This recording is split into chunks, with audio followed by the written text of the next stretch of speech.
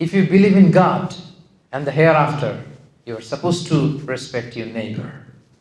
আল্লাহ বিশ্বাস করেন, আখিরাতে বিশ্বাস করেন, তো আপনি আপনার প্রতিবেশীকে সম্মান করতে হবে। They have their faith, we have our faith. আল্লাহ তাআলা খুব স্পষ্টভাবে বলেছেন, লাকুম দীনুকুম ওয়ালিয়া দীন। তারা তাদের ধর্ম সুন্দরভাবে পালন করবে, আমরা আমাদের ধর্ম সুন্দরভাবে পালন করব। এবং এটাই হচ্ছে ইসলামের সাম্প্রদায়িক সম্প্রীতির শিক্ষা। ইসলাম সবসময় আমাদেরকে অন্য ধর্মের প্রতি শ্রদ্ধাশীল হতে বলে। আসসালামু আলাইকুম ওয়া রাহমাতুল্লাহি ওয়া বারাকাতুহু। ওয়া আলাইকুম আসসালাম ওয়া রাহমাতুল্লাহি ওয়া বারাকাতুহু। নাহমাদুহু ওয়া নুসাল্লি আলা রাসূলিহিল কারীম।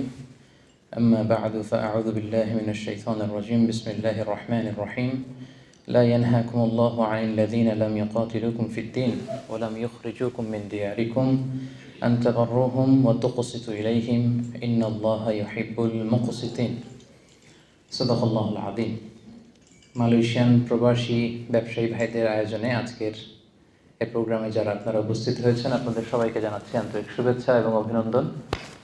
শুরুতে আমরা আল্লাহ রাব্বুল ইজ্জা ওয়াল জালালের দরবারে শুকরিয়া জ্ঞাপন করছি যে আল্লাহ তাআলা আজকে আমাদেরকে মালয়েশিয়ার রাজধানী কুয়ালালামপুরের হোটেল পুলম্যানের এই বলরুমে এই চমৎকার সন্ধ্যায় কিছু দিনই কথা শুনবার জন্য একত্রিত করেছেন। এজন্য আমরা আল্লাহ রাব্বুল ইজ্জা ওয়াল জালালের দরবারে শুকরিয়া জানাই, আমরা আল্লাহ তাআলাকে থ্যাঙ্কস জানাই। আমরা সবাই পড়ছি কালিমাতুশ শুকর, আলহামদুলিল্লাহ আলহামদুলিল্লাহ।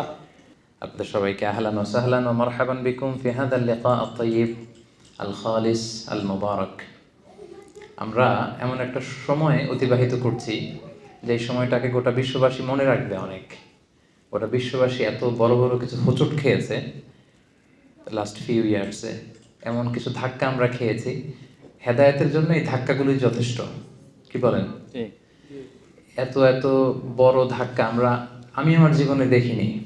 আমাদের এত কাছের মানুষদেরকে আমরা হারিয়েছি, গোটা বিশ্বব্যাপী আমরা হাহাকার দেখেছি। সুপার পাওয়ারগুলো তারা নাস্তানাবুদ হয়ে গিয়েছে, একেবারে কিছুই করার ছিল না। এবং তারা ঘোষণা দিয়েছে যে দুনিয়াতে আমাদের যত ক্যাপাসিটি সব শেষ, এবার আসমান থেকে যদি কোনো রহমত আসে তবেই হয়তো বাঁচতে পারবো। তো সেই মহাপ্রলয় পেরিয়ে আমরা বেঁচে গিয়েছি, আলহামদুলিল্লাহ ওয়া শুকরুলিল্লাহ। আল্লাহ তাআলা তাদের সবাইকে ভালো রাখুক, আমাদেরকে হেফাজতে রাখুক, নিরাপদে রাখুক। এই যে মহামারী আল ওয়াবা আল বালা, এই বালা থেকে গোটা বিশ্বকে আল্লাহ তাআলা হেফাজত করুক, আমিন। আমরা আমাদের যাদের নিকট আত্মীয়জনদেরকে আমরা হারিয়েছি, আমরা দোয়া করি আল্লাহ তাআলা তাদেরকে শাহীদ হিসেবে কবুল করুক, তাদের কবরগুলোকে জান্নাতের টুকরা বানিয়ে দিক। মা আনজালাল্লাহু দাআন ইল্লা আনজালাল্লাহু লাহু শিফা। আল্লাহ পৃথিবীতে এমন কোনো রোগ বালাই মুসিবত এগুলো পাঠান না যেটার কোনো সলিউশন আল্লাহ রাখেন না। রোগও আছে, ওই রোগ থেকে ভালো হওয়ার মেডিসিনও আছে। তো এটা বের করতে হয়তো আমাদের সময় লাগতেছে, আরও ডেভেলপ হবে একটা অ্যাক্টিভ একটা ভালো ভ্যাকসিন। এটা বাজারে আসতে 5 থেকে 10 বছর লেগে যায়।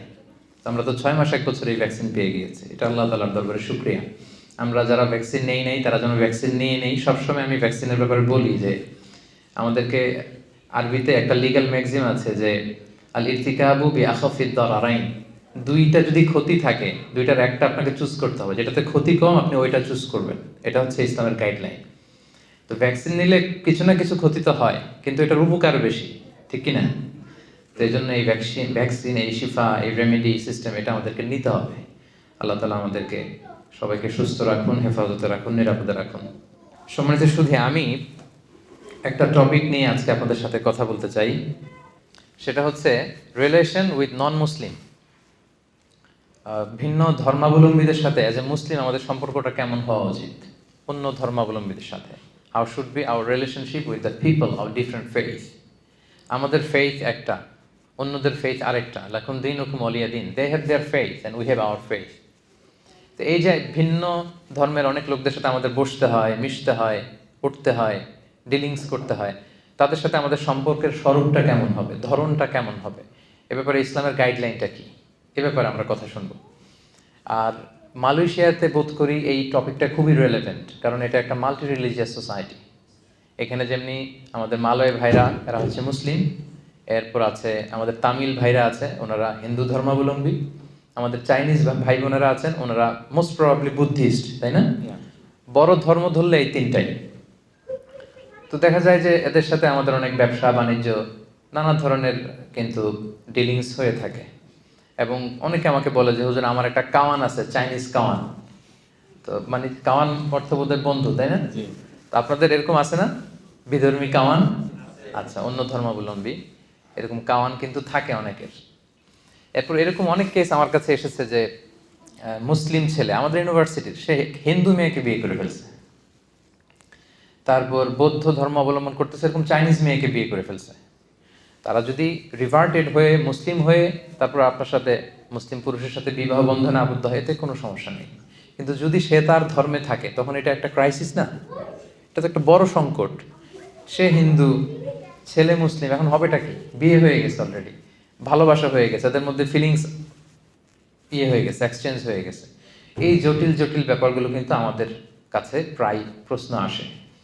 তো আশা করি আপনারা যদি একটু কষ্ট করে শেষ পর্যন্ত মনোযোগ দিয়ে শোনেন, এই রিলেটেড বিষয়গুলো আজকে আপনাদের কাছে আশা করছি ক্লিয়ার হবে। আমরা এই টপিকটাতে মৌলিকভাবে 7টা পয়েন্টকে কভার করবার চেষ্টা করব। প্রথমে আমরা জানবার চেষ্টা করব আমাদের মুসলিমদের মধ্যে একটা কনফিউশন কাজ করে যে আমার অমুসলিম বন্ধু থাকতে পারবে কিনা, ভিন্ন ধর্মাবলম্বী বন্ধু রাখা জায়েজ আছে কিনা। অনেকে কোরআনের কিছু আয়াতের অর্থ বা ব্যাখ্যা করতে যে একটু ভুল করে ফেলে আর কি। তো একটু ভুল করার কারণে তারা অনেক সময় বলে থাকে যে মুসলিমদের কোনো নন মুসলিম ফ্রেন্ড থাকতে পারবে না, আমার ফ্রেন্ড শুধু মুসলিমই হইতে হবে, এটা অনেকে মনে করে আর কি। এই ব্যাপারটা আসলে ঠিক কিনা এটা একটু আমরা কভার করব। এরপরে আমাদের অনেক অমুসলিম প্রতিবেশী থাকতে পারে। আমি অনেক ভাইদের বাসায় গিয়েছি, সেখানে দেখেছি যে তার ডানে থাকে তামিল ফ্যামিলি, এদিকে থাকে আবার চাইনিজ ফ্যামিলি। এটা হচ্ছে হিন্দু ফ্যামিলি, এটা বুদ্ধিস্ট, এ হচ্ছে মুসলিম ফ্যামিলি। তো এরা তো আপনার নেইবার। এখন তাদের সাথে আপনার আচরণটা কেমন হওয়া উচিত, ইসলাম আসলে কি বলে, কি গাইডলাইন দেয়? এরপর তারা অমুসলিমরা বা আপনার এরকম নেইবররা অন্য ধর্মের, তারা যদি আপনাকে কোনো খাবার দেয়, হ্যাঁ, কোনো গিফট দেয়, এটা কনজিউম আপনি করতে পারবেন কিনা? এই প্রশ্নগুলো আমাদের সামনে আসে না অনেক? এগুলো কিন্তু আমাদের সামনে আসে, এটা আমরা কভার করব। এরপর অমুসলিমদের সাথে আমাদের সামাজিক, অর্থনৈতিক, রাজনৈতিক আমাদের যে সম্পর্ক, এই সম্পর্কটা কেমন হওয়া উচিত, ইসলাম কি বলে, এটা বলবো।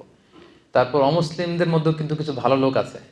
সব অমুসলিম ভিন্ন ধর্মাবলম্বী কিন্তু এক কাতারের না, তাই না?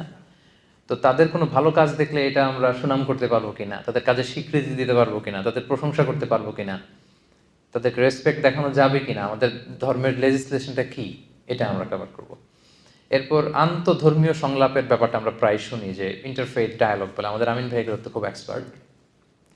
সাম্প্রদায়িক সম্প্রীতি যেটা আমরা বলি, কমিউনাল হারমোনি, এবং রিলিজিয়াস কো এক্সিস্টেন্স। মালয়েশিয়া কিন্তু it's a nice role model of religious co existence. ধর্মীয় সহাবস্থানের জন্য গোটা বিশ্বে মালয়েশিয়া কিন্তু একটা রোল মডেল। 3টা ধর্ম এরা মিলে কি শান্তিতে একসাথে বসবাস করতেছে, এগুলো আমি অ্যাড্রেস করব আমার আলোচনায়। এবং সব শেষে মুসলিম ল্যান্ডে, মুসলিম ভূখণ্ডে নন মুসলিম বা অমুসলিম সংখ্যালঘুদের অধিকারের ব্যাপারে ইসলাম কি বলে। এই যে কিছুদিন আগে আপনারা কুমিল্লার নানুয়া দিঘির পাড়ে আপনারা শুনেছেন, এক হনুমানের পায়ের মধ্যে কোরআনের কপি রাখা থেকে শুরু করে কি তুল কালাম কাণ্ড হয়ে গেল। সেখানে মুসলিমরা যে আক্রমণ করতেছে হিন্দুদেরকে, হিন্দুরা আবার তেড়ে আসতেছে মুসলিমদের দিকে, এই যে একটা ভয়ঙ্কর অবস্থা। তো এগুলো আসলে অনেক রাজনৈতিক উদ্দেশ্য হাসিলের জন্য, নিজেদের ফায়দা হাসিলের জন্য কিছু দুষ্কৃতিকারীরা কিন্তু এটা করে। আদতে কিন্তু বাংলাদেশে ওরকম দাঙ্গার হিস্ট্রি নেই। আমরা কিন্তু আবহমান কাল থেকে হিন্দু মুসলিম একসাথে, মানে একই সাথে আমাদের রোজাও চলে, এদের আবার পূজাও চলে এক সময়। আমরা তাফসির প্রোগ্রাম করলে এরা, এদের ঢোল বাদ্য বাজানোর প্রোগ্রাম থাকলে এরা আকপিস করে দেয়। আবার আমরা যদি আগে জানি ওখানে হিন্দুদের বড় প্রোগ্রাম, আমরা আমাদের তাফসির প্রোগ্রামকে একটু আকপিস করি। তো এই সুসম্পর্ক সম্প্রীতি কিন্তু আমাদের দেশে আছে। তো এত সুখ আবার অনেকের পছন্দ হয় না। বাংলাদেশে এত সমৃদ্ধি, এত সম্প্রীতি, ফলে কিন্তু নানা ধরনের ষড়যন্ত্রের কবলে আমাদের এই বাংলাদেশের সম্প্রীতি কিন্তু এখন হুমকির মুখে আমরা দেখতে পাচ্ছি। তো এগুলো থেকে বেরিয়ে আসার উপায় কি এবং ইসলাম আমাদেরকে কি গাইডলাইন দেয়, এই বিষয়ে আজকে আমরা কথা শুনবো। তাহলে মূল টপিক ছিল what should be our relation with the people of different faith, আর সাব টপিক কি কি থাকবে এটা আমি আপনাদের সাথে শেয়ার করলাম। পুরো বুঝতে পেরেছেন ব্যাপারটা? কি নিয়ে আলোচনা করব? বোরিং হচ্ছে না তো আপনারা? তো প্রথমে আমরা বলবো যে অমুসলিমরা আমাদের বন্ধু হতে পারবে কিনা। এই ব্যাপারটা নিয়ে কথা বলতে যে আমাদের অনেক মুসলিম ভাই বোনেরা একটু সংশয়ে থাকেন কোরআনের কয়েকটা আয়াত নিয়ে। আয়াতগুলো কি একটু বলি। এক নম্বর হচ্ছে সূরাত আলে ইমরানের 28 নম্বর আয়াতের অর্থ করতে যে একটু গুলিয়ে ফেলেন। আল্লাহ তাআলা সে আয়াতে বলছেন লা ইয়াত্তাখিযুল মুমিনুনাল কাফিরিনা আউলিয়া মিন দুনিল মুমিনিন, অর্থাৎ বিশ্বাসীরা মুমিনরা যেন মুমিন ছাড়া অন্য কাউকে, মানে কাফিরদেরকে যেন আউলিয়া হিসেবে গ্রহণ না করে। রিপিট, আমার আবারও বলছি, বিশ্বাসীরা যেন আরেক বিশ্বাসীকে ছাড়া কোনো কাফিরকে তাদের আউলিয়া না বানায়। এখন আউলিয়া মানে কি? আউলিয়ার অর্থ করতে যে অনেকে অর্থ করে বন্ধু, অনেক ট্রান্সলেশনে কি বলে বন্ধু, আসলে এই অর্থটা ভুল। মুমিন যেন মুমিন ছাড়া অন্য কাউকে বন্ধু না বানায়, কথাটা ঠিক না। তাহলে সঠিকটা কি আমরা বলবো এখনই। আরেকটা আয়াত এরকম আছে, কনফিউশনে পড়ে যায়, সূরাতুল মায়েদার 51 নম্বর আয়াত। আল্লাহ তাআলা বলছেন ইয়া আইয়ুহাল্লাযীনা আমানু লা তাত্তাখিযুল ইয়াহুদা ওয়ান নাসারা আউলিয়া, মানে ওহে বিশ্বাসীরা তোমরা ইহুদি নাসারাদেরকে তোমাদের আউলিয়া বানিও না। এটার অর্থ অনেকে করে কি বন্ধু। তার মানে এই দুই আয়াতের অর্থ করতে যে অনেকে বলে মুমিন যেন মুমিন ছাড়া কোনো কাফেরকে আউলিয়া না বানায়, মানে বন্ধু না বানায়। আবার পরের আয়াতে ওহে বিশ্বাসীরা খবরদার ইহুদি নাসারাদেরকে তোমাদের আউলিয়া বানিও না, অর্থ কি করে বন্ধু বানিও না। এই ব্যাপারটাতে সংশয়। আসলে আউলিয়া শব্দটা হচ্ছে বহু বচন, এর এক বচন হচ্ছে ওয়ালি। আমরা বলি না ওয়ালি ওয়ালি, অলি বলি না অলি, বড় আল্লাহর অলি, এই অলি আর কি, শুদ্ধ আরবি হচ্ছে ওয়ালি। তো ওয়ালির প্লুরাল হচ্ছে আউলিয়া। ওয়ালির অনেক অর্থ, বন্ধু বা ফ্রেন্ড এটাও জন্য একটা অর্থ, আরো অনেক অর্থ আছে। এখানে আসলে পারফেক্ট অর্থ হবে যদি আপনি বলেন যে বন্ধু না বলে যদি অর্থ আপনি গার্ডিয়ান বলেন, প্রোটেক্টর বলেন, ভেরি ইন্টিমেট ক্লোজ ফ্রেন্ডশিপ বলেন, তখন অর্থটা ঠিক আছে। তার মানে সঠিক অর্থ হবে কোনো মুমিন যেন মুমিনকে বাদ দিয়ে কোনো কাফিরকে তার গার্ডিয়ান না বানায়। পার্থক্য আছে না? এক জায়গায় বলা হলো বন্ধু, আর আরেক জায়গায় বলা হচ্ছে গার্ডিয়ান। সো গার্ডিয়ান যদি বলা হয় তাহলে পারফেক্ট অর্থ হয়, মানে আমরা কোনো নন মুসলিমকে আমাদের গার্ডিয়ান বানাতে পারবো না। পারবো নাকি? আমাদের গার্ডিয়ান ওরা কিভাবে হবে? হলে তো আমাদের ইমানদার যিনি আছেন, আমাদের নেতা, আমাদের প্রিয় ভাজন যিনি আমাদেরকে গাইড করে লিড দেয়, সে হবে মুমিন, হবে মুমিনের বলি, আল্লাহ আল্লাহ রাসূল হবে মুমিনদের বলি। তো ওয়ালায়া যেটা গার্ডিয়ানশিপ, এটা হচ্ছে আ'লা মিনাস সাদাকা, বন্ধুত্বের চেয়ে এটা অনেক উপরে। কিন্তু সিম্পলি আমরা যে ভুলটা করে ফেলি, আমরা বন্ধু বলে ফেলি। কাফির আমার বন্ধু হতে পারবে না, ইহুদি নাসারা আমার বন্ধু হতে পারবে না, এটা ভুল। আসল অর্থ হবে ইহুদি নাসারা কাফির অন্য ধর্মের কেউ আমাদের গার্ডিয়ান হতে পারবে না। কথা বুঝতে পেরেছেন? তাহলে প্রথম পয়েন্টটা ক্লিয়ার না? বন্ধু হতে কোনো সমস্যা নাই, স্বাভাবিক যে ফ্রেন্ডশিপ এটা হতেই পারে। যে কারোর সাথে হতে পারে না? হতে পারে। এই যে এখানে আপনি আছেন, এই যে কাওয়ান কাওয়ান বলতেছিলাম কেন? আপনাদেরকে বোঝানোর জন্য আর কি। কাওয়ান ওয়ার্ডটা আমার লাগতেছিল আপনাদেরকে বোঝানোর জন্য। তো তারা আপনাদের আসলে কাওয়ান হতে পারে, বন্ধু হতে পারে, কোনো সমস্যা নাই। কিন্তু তাদেরকে ওইরকম লয়াল গার্ডিয়ানশিপ দেওয়া যাবে না, তাদেরকে প্রোটেক্টর হিসেবে নেওয়া যাবে না, কিন্তু স্বাভাবিক বন্ধুত্ব হতে পারে। তাহলে প্রথম যেই আমাদের মিসকনসেপশন, এটা আপনাদের কাছে ক্লিয়ার হয়েছে? ক্লিয়ার। এটা আরো ক্লিয়ার হবে আপনাদের কাছে আমি যদি কোরআনের আরেকটা আয়াতকে এখানে রেফার করি, সূরাতুল মুমতাহিনার 8 নম্বর আয়াত, যে আয়াতটি দিয়ে আমি আজকের আলোচনা শুরু করেছি। সেখানে আল্লাহ তাআলা বলছেন লা ইয়ানহাকুমুল্লাহু আনিল্লাযীনা লাম ইউকাতিলুকুম ফিদ-দীন ওয়া লাম ইউখরিজুকুম মিন দিয়ারিকুম আন তাবাররুহুম ওয়া তুকসিতু ইলাইহিম ইন্নাল্লাহা ইউহিব্বুল মুকসিতিন। এর মানে হচ্ছে যারা অমুসলিমদের মধ্যে থেকে যারা তোমাদের সাথে যুদ্ধ করে না আর তোমাদেরকে তোমাদের ঘরবাড়ি থেকে তাড়িয়ে দেয় না, তাদের সাথে ভালো আচরণ করতে কিন্তু আমি আল্লাহ নিষেধ করি নাই।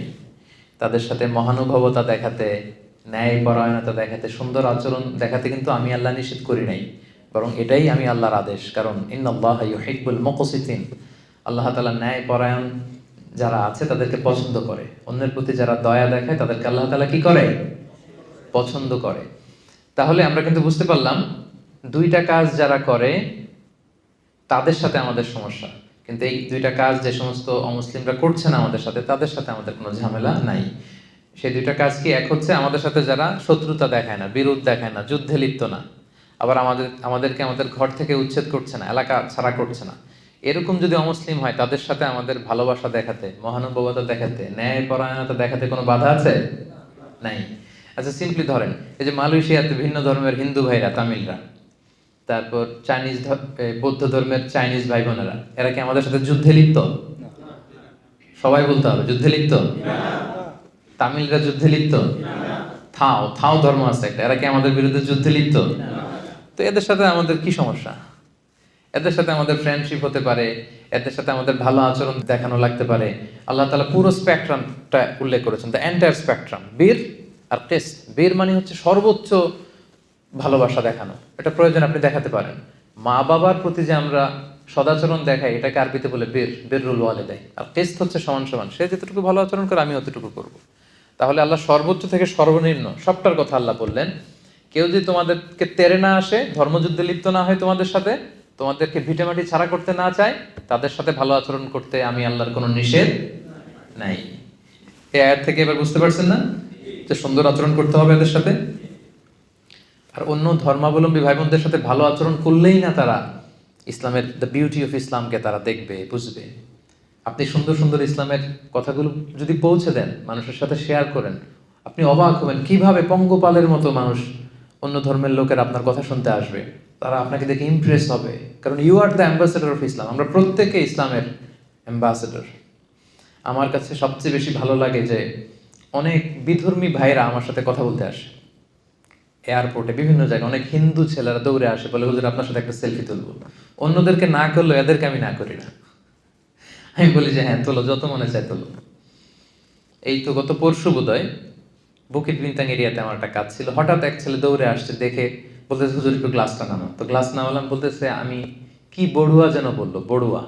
তো বলতেছে আমি বৌদ্ধ ধর্মের, বাড়ি কোথায়? কক্সবাজার। তো কি করো? এখানে কাজ করি। তো বলে আমি বৌদ্ধ হলেও আপনার আলোচনা সব শুনি, আমি আপনার আলোচনাগুলো আমার খুব ভালো লাগে, আমি অনেক কিছু শিখতেছি। So this is the way. এইভাবেই তো ওদের কাছে পৌঁছতে হবে আমাদের। এমন তো হতে পারে সে আলোচনাগুলো শুনতে শুনতে ইসলামের সৌন্দর্য, ইসলামের এই যে ব্রড সেন্স, ইসলামের এই মাধুর্য, এগুলো দেখে একসময় সে কালেমা পড়ে কিন্তু মুসলমান হয়ে যেতে পারে না? আমাদের অনেক প্রোগ্রামে অনেক অন্য ধর্মের ভাই বোনেরা কিন্তু এসে কালেমা পড়ে মুসলমান হচ্ছে, তারা শাহাদা বাক্য পাঠ করতেছে। তো আপনি যদি ওদের সাথে কথাই না বলেন, আপনি যদি ওদেরকে শত্রু জ্ঞান করেন, তো তারা কি আপনার সাথে মিশতে পারবে? পারবে না, তো কাছেই তো আসতে পারবে না। মুসলিম হওয়া, আমাদের ইসলাম সম্পর্কে জানা তো দূরের কথা। তাহলে সম্মানিত ভাইয়ের এটা ক্লিয়ার হলো যে আসলে বন্ধুত্বে, কোনো সাধারণ বন্ধুত্বে কোনো সমস্যা নেই।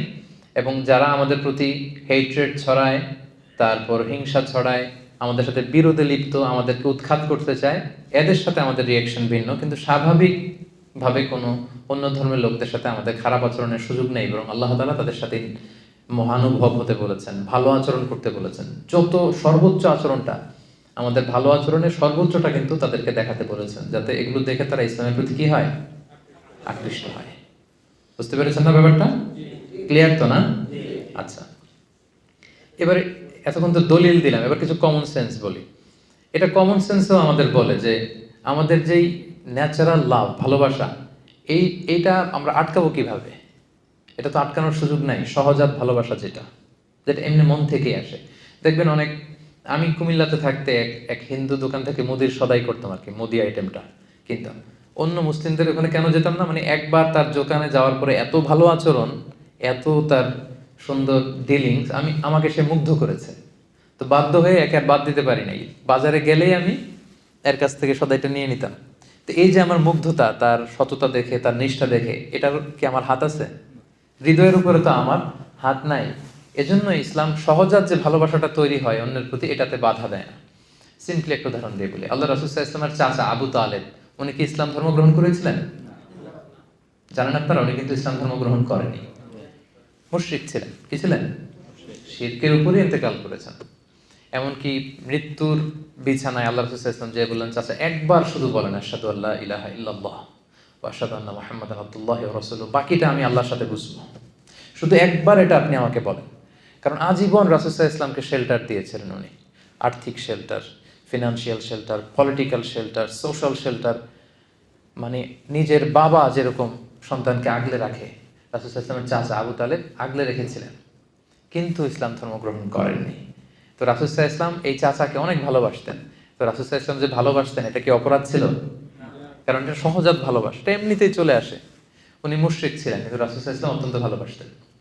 রাসূল সাল্লাল্লাহু আলাইহি ওয়াসাল্লামের প্রথম বিয়েটা আম্মা জান খাদিজাতুল কুবরা রাদিয়াল্লাহু তাআলা আনহার সাথে উনি নিজে পড়িয়েছেন, উনি নিজে খুতবা দিয়েছেন। বিয়ের মোহরানাটা নিজ পকেট থেকে আদায় করে দিয়েছেন। সুবহানাল্লাহি ওয়া বিহামদিহি। তো তাহলে আমরা কমন সেন্সে বুঝি যে সহজাত ভালোবাসা, ভালো লাগা, এটাতে কোনো দোষ নাই। যেমন আপনার ক্লাসমেট থাকতে পারে, হিন্দু ক্লাসমেট, যারা চাকরি করেন, কলিগ থাকতে পারে, বৌদ্ধ কলিগ থাকতে পারে না? তো সে বৌদ্ধ, সে হিন্দু বিদায় কি আপনি আর চোখে তাকাবেন তার দিকে? সেও তো মানুষ, সেও কি মানুষ। সবার বাবা মা আদতে কিন্তু একজন, আদম আর হাওয়া। ঘুরে ফিরে কিন্তু আমরা ওই ওই বড় বিগ ফ্যামিলির part of the big family, কি বলেন? তো এই জন্য ইসলাম সহজাত ভালোবাসাকে নিষেধ করে না, যেটা এমনি একটা মুগ্ধতা কাজ করে, কারো সততা, কারো নিষ্ঠা দেখে তার প্রতি একটা ভালো লাগা, বন্ধুত্ব হতে পারে। বন্ধুত্বে কোনো সমস্যা নেই। সমস্যা হচ্ছে গার্ডিয়ান বানানো যাবে না। আমার সব কিছু আমি এর হাতে ছেড়ে দিলাম, উনি আমার যেটা বলে ওইটাই আমি করি না, এটা করতে নিষেধ করেছেন। আউলিয়া বলতে ওইটাকে নিষেধ করেছেন। আরেকটা প্রমাণ হচ্ছে অমুসলিমদের প্রতি সহজাত ভালোবাসা যদি বৈধ না হতো, তাহলে আহলে কিতাবদেরকে বিয়ে করার বৈধতা ইসলামে থাকতো না। ইসলামে একটা বিধান আছে যেটা আমরা অনেকে জানি না। আহলে কিতাব যে মেয়েরা আছে, অর্থাৎ ইহুদি নাসারাদের মধ্য থেকে যারা আহলে কিতাব, প্রকৃত আহলে কিতাব, ওই মেয়েদেরকে কিন্তু মুসলিম পুরুষরা বিয়ে করতে পারে উইথ সার্টেন কন্ডিশন। তো যাকে আমি বিয়ে করব সে আমার ধর্মের না, সে আহলি কিতাব, অন্য কিতাব মানে, ওল্ড টেস্টামেন্ট মানে, নিউ টেস্টামেন্ট মানে, অন্য ধর্মের।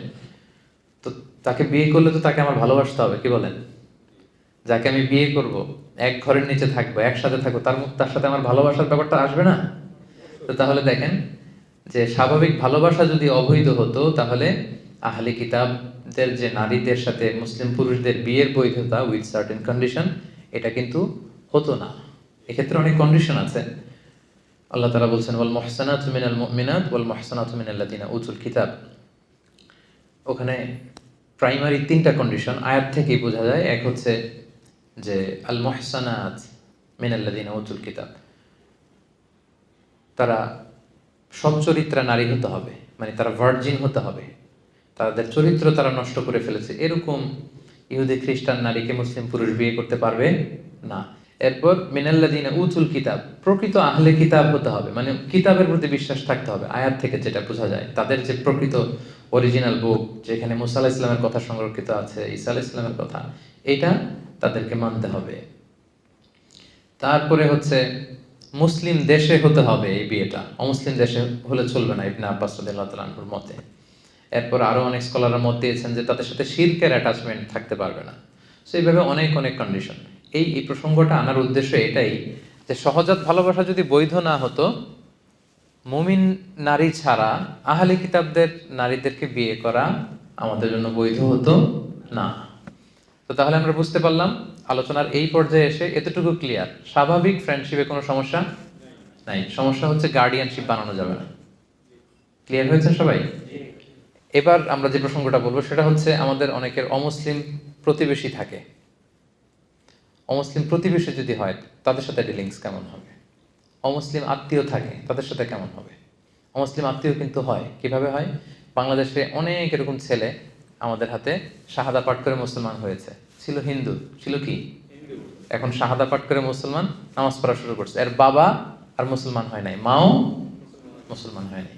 তাহলে বাবা মা রয়ে গেছে কি হিন্দু, আর ছেলে হয়ে গেছে কি মুসলিম। এই যে এই ছেলের আত্মীয়, বাবা মা হিন্দু, ভাই হিন্দু, সবাই হিন্দু, সে হয়েছে শুধু মুসলমান। এখন তার সাথে তার ফ্যামিলির সম্পর্কটা কেমন হবে? দেখি ইসলাম কি বলে। প্রথম আমি যদি প্রতিবেশীর কথা বলি, দেখেন রাসূল সাল্লাল্লাহু আলাইহি ওয়াসাল্লামের একটা ছোট্ট হাদিস শোনাবো, শুনলেই আপনি বুঝতে পারবেন। সহিহ মুসলিমের হাদিস, হাদিস নাম্বার 47। আল্লাহ রাসূল সাল্লাল্লাহু আলাইহি ওয়াসাল্লাম বলেন, মান কানা ইউমিনু বিল্লাহি ওয়াল ইয়াউমিল আখির ফালইউকরিম জারাহু। যে আল্লাহয় বিশ্বাস করে, আখিরাতে বিশ্বাস করে, সে যেন প্রতিবেশীকে সম্মান করে। কাকে সম্মান করে? প্রতিবেশীকে। নাকি বলছে মুসলিম প্রতিবেশীকে? ধার্মিক প্রতিবেশী, দাড়িওয়ালা প্রতিবেশী, নামাজি প্রতিবেশী, আল্লাহওয়ালা প্রতিবেশী না। In general your neighbor, if you believe in God and the hereafter, you are supposed to respect your neighbor. আল্লাহ বিশ্বাস করেন, আখিরাতে বিশ্বাস করেন, তো আপনি আপনার প্রতিবেশীকে সম্মান করতে হবে। এখানে ধার্মিক মুসলিম প্রতিবেশী না, যে কেউ হতে পারে, প্রতিবেশী হলেই চলবে, তাকে কিন্তু আপনার রেসপেক্ট করতে হবে। শর্তটা কি দেখছেন? যে আল্লাহরে মানে আর আখিরাতে মানে, সেজন্য এটা করে। আর এটা না করলে বোঝা যাবে আল্লাহর মানাতেও ঝামেলা আছে, আখিরাত মানাতেও ঝামেলা আছে। ভয়ঙ্কর কিন্তু কন্ডিশনটা। তাহলে এটা দিয়ে বুঝলেন প্রতিবেশীটা ইন জেনারেল, যে কেউ হোক প্রতিবেশী।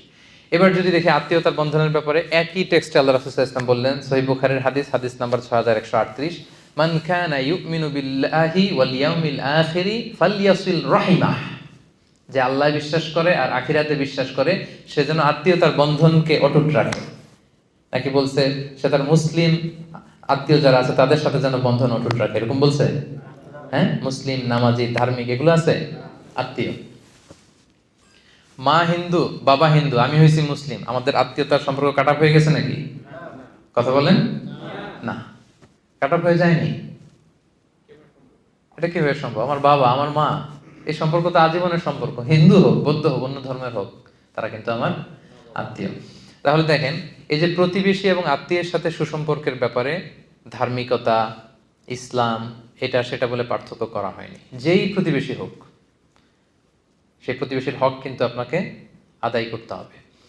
প্রতিবেশীর হক কি, এটা বিস্তর আলোচনা, এটা নিয়ে এক লম্বা আলোচনা হতে পারে। রাসূল সাল্লাল্লাহু আলাইহি ওয়াসাল্লাম বলেছেন তার যেন কষ্ট না হয়, তাকে দেখতে যাবা, তাকে ভিজিট করতে যাবা, এমনভাবে তোমার ঘর উঁচু করো না যে বাতাস আটকে যায়, সে আর বাতাস পায় না, এমনভাবে গাছ লাগিও না সূর্যের আলো তার ওখানে যায় না, তুমি সব নিয়ে নিচ্ছ। মানে এত এত প্রতিবেশীর ব্যাপারে বলতেছিলেন, সাহাবারা ভাবতেছিলেন, আমরা ভাবতেছিলাম হয়তো কিছুদিন পরে এমন আয়াত আসবে বা বিধান আসবে যে প্রতিবেশীদেরকে উত্তরাধিকার বানিয়ে দেওয়া হবে। মানে সাহাবারা ভয় পাচ্ছিলেন নাকি রাসূল এখন বলে যে ছেলে মেয়েদেরকে যেমনি সম্পদ দেওয়া লাগে, বাড়ির দুই দিকে যারা থাকবে এগুলো সম্পদও দেওয়া লাগবে। এইটাই শুধু বাকি ছিল। সুবহানাল্লাহ বিহামদিহি। শান্তির কি পয়গাম নিয়ে এসেছে ইসলাম। দেখেন আপনি, ইসলামের প্রত্যেকটা বিধান এতটা মানবিক, এতটা সুন্দর। সে হচ্ছে হিন্দু ধর্মের, এ বৌদ্ধ ধর্মের, কিন্তু যেই ধর্মেরই হোক, ইসলাম বলে তার খোঁজখবর নাও। সে বিপদে বললে তাকে সাহায্য করো, সে অসুস্থ হলে ভিজিট করো, you should visit the sick. সে হিন্দু হোক, বৌদ্ধ হোক, যে ধর্মের হোক।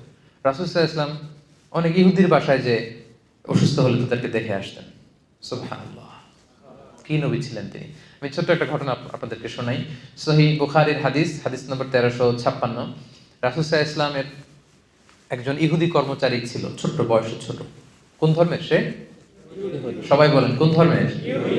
ইহুদি কর্মচারী, ছোট বয়সে ছোট। আমি টেক্সটটা পড়ি। আনাস রাদিয়াল্লাহু তাআলা আনহু বলেন, কানা গুলামুন ইয়াহুদিয়ুন ইয়াখদুমুন নাবিয়্যা সাল্লাল্লাহু আলাইহি ওয়াসাল্লাম। একটা ছোট্ট ইহুদি ছেলে ছিল, রাসূল সাল্লাল্লাহু আলাইহি ওয়াসাল্লামের কর্মচারী হিসেবে কাজ করত। ফামারিদা, হঠাৎ এই ছেলে অসুস্থ হয়ে গেল। আপনারা জানেন যে রাসূল সাল্লাল্লাহু আলাইহি ওয়াসাল্লাম যখন মক্কা থেকে মদিনায় গেলেন, ওইটাও মালয়েশিয়ার মতো এরকম মাল্টি রিলিজিয়াস সোসাইটি ছিল। ইহুদিদের 3 গোত্র, আবার আউস খাজরাজের কিছু মুশরিক এখনো মুসলিম হয় নাই, আর মুহাজির যারা আসছেন মক্কা থেকে, রাসূল সহ যারা আসছেন সবাই তো মুমিন। তাহলে মুমিন আছে, মুশরিক আছে, আবার ইহুদি আছে, অনেকগুলো হয়ে গেল না? পাশে আবার খ্রিস্টান ট্রাইব আছে নাজরানের আশেপাশে। তো রাসূল সাল্লাল্লাহু আলাইহি ওয়াসাল্লাম এই ছেলেকে ভাড়া করছেন কাজের জন্য।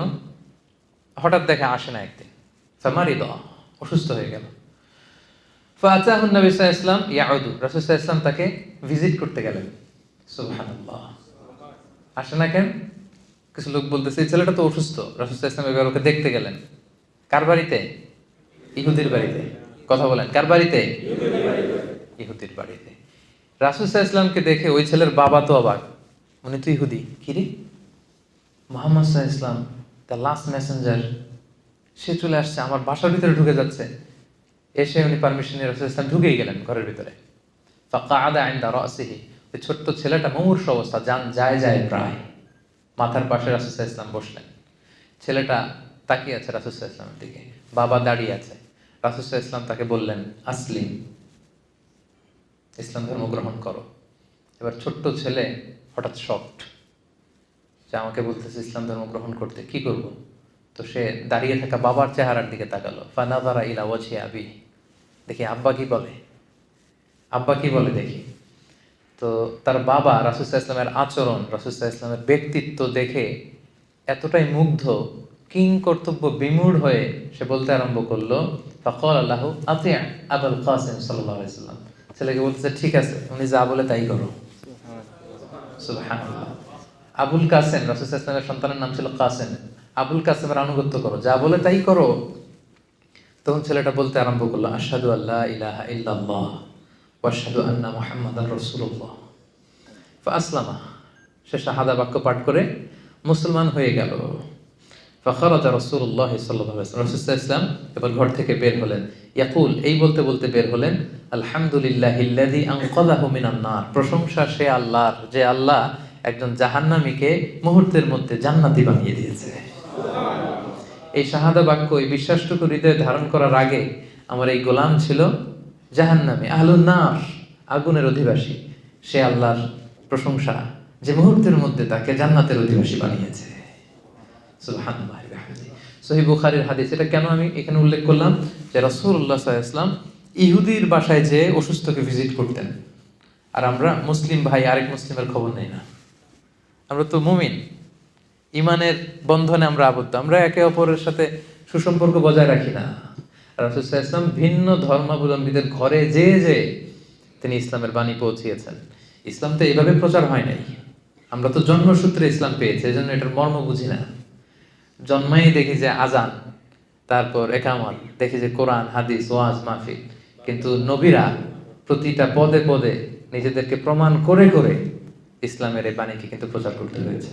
আল্লাহ রাসূল সাল্লাল্লাহু আলাইহি ওয়াসাল্লাম ওনার আচরণ দিয়ে, ব্যক্তিত্ব দিয়ে এভাবে ইসলামের পয়গাম পৌঁছিয়েছেন। তবে সম্মানিত সুধী, আমার প্রতিবেশী যে ধর্মের হোক, যে ধর্মের হোক, প্রতিবেশীর খোঁজ খবর আমাকে নিতে হবে। এখন থেকে পারবেন না আপনারা? আশেপাশে যারা থাকে যে ধর্মের হোক, একটু খোঁজ নেন। অসুস্থ হলে কিছু নিয়ে যান, সামান্য ফল নিয়ে যান, একটু খোঁজ খবর রাখার চেষ্টা করেন। এটা হচ্ছে ইসলামের শিক্ষা। তাহলে প্রতিবেশী গেল। এবার আমরা যদি আত্মীয়তার কথা বলি, যে প্রফেটের টাইমে এরকম হয়েছে যে বাবা মুশরিক, ছেলে হচ্ছে মুসলিম, এরকম অনেক হয়েছে।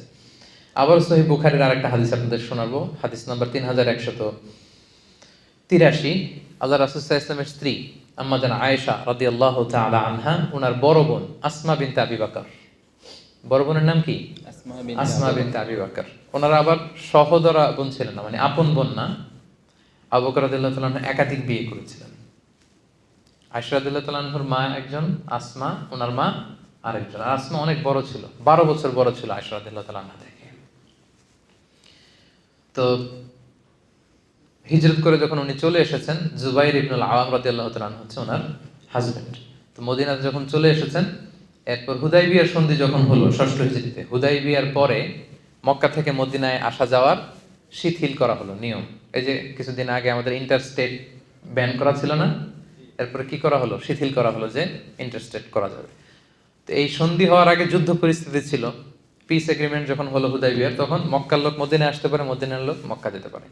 তো এখন আসমার মা আবু বকর রাদিয়াল্লাহু তাআলা আনহুর স্ত্রী, ওনার নাম হচ্ছে কুতাইলা বিনতে আব্দুল উজ্জা।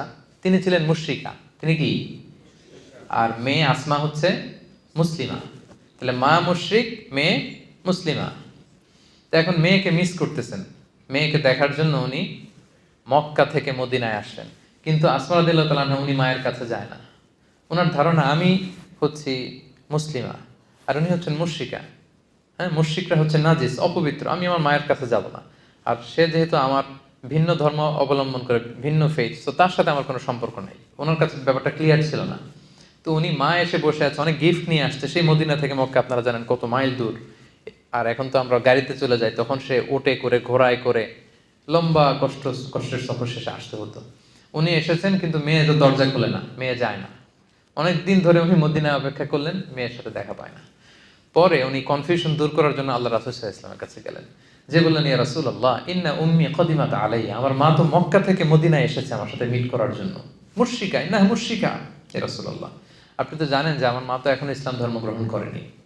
আফা আসিলুহা ইয়া রাসূলুল্লাহ, আমি কি আমার মায়ের সাথে আত্মীয়তার বন্ধনকে বজায় রাখবো, নাকি এখন যে তাকে বর্জন করেছি, কথা বলা বন্ধ করেছি, এটাই ঠিক রাখবো?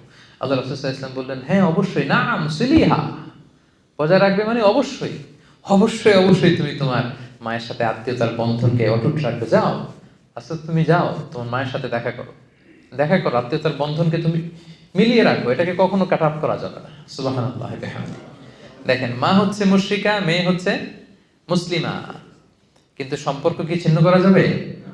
কথা বলেন। তাহলে বাংলাদেশে এরকম অ্যাভেলেবেল ঘটনা ঘটে, ছেলে মুসলমান হয়েছে, বাপ মা হিন্দু, সম্পর্ক কিন্তু কখনো নষ্ট করা যাবে না, যেহেতু আত্মীয়তার বন্ধন। মা বাবার সেবা করতে হবে, যদিও মা বাবা হিন্দু। মা বাবাকে প্রতি মাসে ন্যায়সঙ্গতভাবে যে খরচ দেওয়া দরকার সেটা দিতে হবে, তাদের খোঁজ খবর রাখতে হবে। ভাই বোনের যে হক, এই হকগুলো কিন্তু ঠিকই আদায় করতে হবে। তাহলে ভিন্ন ধর্মাবলম্বী যদি আমার প্রতিবেশী হয়, প্রতিবেশীর যে হক অন্য ধর্মের হলেও একই হক। আত্মীয় যদি ভিন্ন ধর্মেরও হয়, তাহলে আত্মীয়তার সম্পর্কের ব্যাপারটা মুসলিম হলে যেরকম, অমুসলিম হলেও একই রকম। তাহলে সেখানে স্বাভাবিক বন্ধুত্ব না, অমুসলিমদের সাথে প্রথমে তো জানলাম বন্ধুত্ব, ফ্রেন্ডশিপ হতে পারে, কিন্তু প্রতিবেশী হলে এটার গভীরতা আরো বেশি, আত্মীয় হলে গভীরতা আরো বেশি। বুঝতে পেরেছেন সবাই?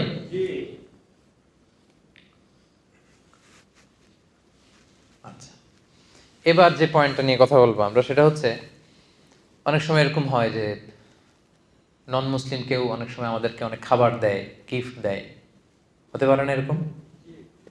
এই যে মালয়েশিয়াতে তো কি হয়, দিওয়ালি হয় না, এখানে দীপাবলি বলে, ইন্টারন্যাশনালি তো এটা হচ্ছে দিওয়ালি। তো মালয়েশিয়াতে দীপাবলি ওদের যে ফেস্টিভ্যাল হয়, দেখবেন যে পাশে আপনি মুসলিম বাড়ি, যে কিছু সুইট মিট দিয়ে আসবে, কিছু খাবার কিছু একটা দিয়ে আসলো, তো এটা নিতে পারবেন কিনা আপনি?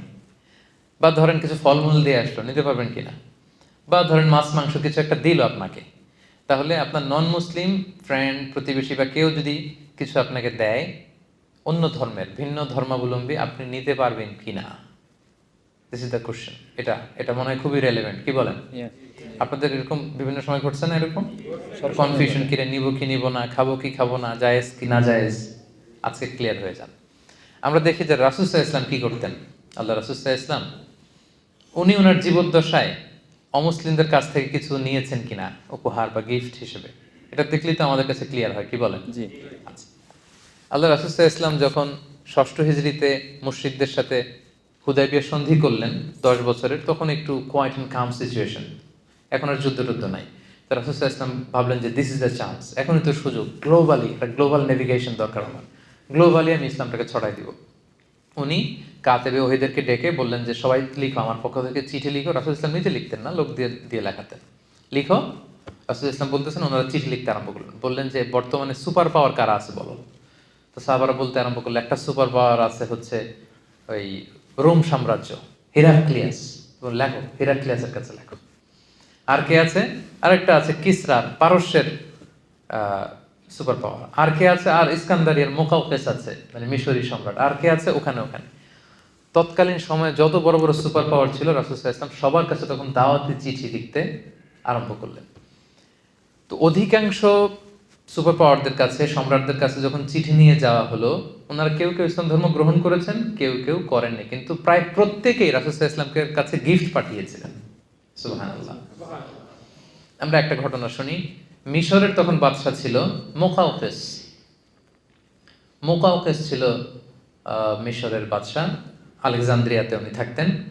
ওনার কাছে যখন রাসূল সাল্লাল্লাহু আলাইহি ওয়াসাল্লামের চিঠি পাঠানো হলো, উনি চিঠি পড়ে তো মুগ্ধ, তিনি বুঝতে পারলেন যে এটা তো নবী। তখন তিনি, যিনি চিঠি নিয়ে গিয়েছিলেন, মোস্ট প্রবাবলি হাতিব ইবনে আবি বালতাআ রাদিয়াল্লাহু তাআলা আনহু, ওনার কাছে করে উনি অনেক গিফট পাঠিয়েছিলেন। কি কি গিফট শুনেন। 1000 গোল্ড কয়েন। ওনার ধর্ম হচ্ছে খ্রিস্ট ধর্ম। যে বাদশা রাসূলকে গিফট পাঠিয়েছেন, ওনার ধর্ম কি? খ্রিস্ট ধর্ম। তার মানে উনি কোন ধর্মের? খ্রিস্টান। উনি 1000 গোল্ড কয়েন, 1000 স্বর্ণ মুদ্রা পাঠিয়েছেন। 2 বিউটিফুল ক্রিশ্চিয়ান স্লেভস, দুইজন খ্রিস্টান সুন্দরী নারী পাঠিয়েছিলেন, দাসী। তখনকার এই প্রচলনটা ছিল। একজনের নাম হচ্ছে মারিয়া বিনতে শামউন আল কিবতি, আরেকজনের নাম হচ্ছে সিরিন। তো মারিয়াকে তিনি স্ত্রী হিসেবে রেখেছিলেন, আর সিরিনকে তিনি আরেক সাহাবীর জন্য দিয়েছিলেন, হাসান বিন সাবিত রাদিয়াল্লাহু তাআলা আনহু, রাসূল সাল্লাল্লাহু আলাইহি ওয়াসাল্লামের সভাকবি। এখানেই শেষ না, একজন পুরুষ কর্মচারী পাঠিয়েছিলেন 20 pieces of fine garments, 20 piece থান কাপড়। 20 পিস কি? যাতে রাসূল সাল্লাল্লাহু আলাইহি ওয়াসাল্লাম জামা বানাতে পারেন, থান কাপড় পাঠিয়েছেন। এরপর একটা গাধা পাঠিয়েছেন, একটা খচ্চর পাঠিয়েছেন। আল্লাহ রাসূল সাল্লাল্লাহু আলাইহি ওয়াসাল্লাম এই মুকাউকেসের পাঠানো সবগুলো গিফট তিনি গ্রহণ করেছিলেন। সুবহানাল্লাহ, সব গ্রহণ করেছিলেন। ধর্ম কি ছিল? খ্রিস্টান। কথা বলে না, খ্রিস্ট ধর্ম। আজকে মিজানুর রহমান আজহারি যদি নাই, আজকে ধরেন যে এখানকার খ্রিস্টান কোন ফেইথ লিডার, ধরেন চার্চের পোপ শুনলো যে বাংলাদেশে একজন দায়ী, তো তাকে আমি দুইটা রাসূল সাল্লাল্লাহু আলাইহি ওয়াসাল্লাম 20 পিস পাঠাইছে, ধরেন আমার জন্য 2 পিস থান কাপড় পাঠাইলো যে দিয়ে আসো তাকে, এরপরের দিন পত্র পত্রিকায় চলে আসবে এটা অবশেষে, না? আচ্ছা, তো তখন আসবে যদি খ্রিস্টান পাদ্রির কাছ থেকে সে এগুলো নিছে, নাউজুবিল্লাহ মিন যালিক, আস্তাগফিরুল্লাহ, কত খারাপ, এত ভালো মনে করতাম ওনাকে, শেষমেশ খ্রিস্টানদের থেকে উনি জিনিসপত্র নেওয়া শুরু করলো। কিন্তু প্রফেট সাল্লাল্লাহু আলাইহি ওয়াসাল্লাম যে আসলে কি সুন্নাহ আমাদের জন্য রেখে গিয়েছেন, উনি আসলে কি করে গিয়েছেন, সেখান থেকে আমাদের শিক্ষাটা কি, ওইটাই আমাদের জানা নেই। মুকাওকিস সে খ্রিস্ট ধর্মের সম্রাট ছিল, খ্রিস্টান, তার পাঠানো গিফট রাসূল সাল্লাল্লাহু আলাইহি ওয়াসাল্লাম নিয়েছেন, শুধু নিজেই নেন নাই, এক সাহাবীর সাথে শেয়ারও করেছেন। আর বেশিরভাগ জিনিস রাসূল সাল্লাল্লাহু আলাইহি ওয়াসাল্লাম বিভিন্ন সময় দিয়ে দিতেন মানুষকে, এগুলো রিসিভ করেছেন, আর কিছু হয়তো রেখেছেন, বেশিরভাগই তিনি দিয়ে দিয়েছেন। তার মানে অন্য ধর্মের কেউ যদি আপনাকে কোনো গিফট করে আপনি নিতে পারবেন। এটা ক্লিয়ার হয়েছেন? আরো ক্লিয়ার করবো আমি সামনে।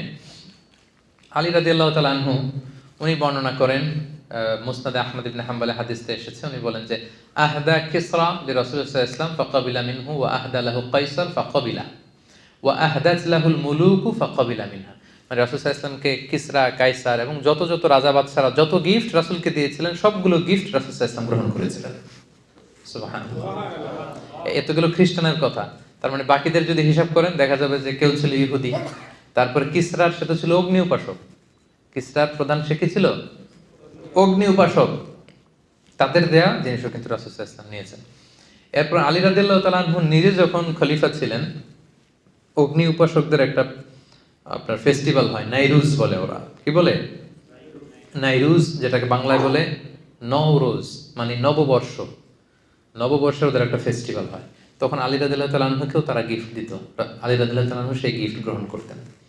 এবার আমরা মুসান্নাফে ইবনে আবি শাইবার একটা হাদিস শুনবো। আয়েশা রাদিয়াল্লাহু তাআলা আনহার কাছে এক নারী এসে বললেন, আম্মা জান, অগ্নি উপাসকরা তাদের নওরোজের প্রোগ্রামের সময় আমাদেরকে ভুনা পাখি উপহার হিসেবে পাঠায়। কি পাঠায়? ভুনা পাখি। ভুনা পাখি, আমরা কি এটা খাইতে পারবো? আম্মা জান আয়েশা বললেন, আম্মা মা যুবিহা লিযালিকাল ইয়াউম ফালা তাকুলু ওয়ালাকিন কুলু মিন আশজারিহিম। বলতেছে ওই দিন তাদের প্রোগ্রামে তারা যেটা জবাই করে, জবাইকৃত কোনো জিনিস খেতে পারবে না, বরং তাদের গাছের যে ফলমূল, শাকসবজি, এই সমস্ত মিষ্টান্ন যেগুলো দেয় এগুলো খেতে পারবা।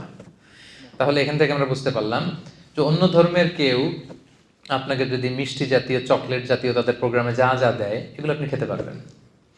আপনাকে যদি জামা কাপড় দেয়, নগদ কোনো গিফট করে, সেটা আপনি নিতে পারবেন, সব কিছুই নিতে পারবেন, অ্যাকসেপ্ট তারা জবাই করেছে এমন কোনো প্রাণী যদি তারা আপনাকে দেয়। লেটস সে হিন্দুদের কোনো প্রোগ্রামে দীপাবলিতে তারা যদি মুরগি জবাই করে, গরু জবাই করে, ওইটা দিলে আপনি খেতে পারবেন না।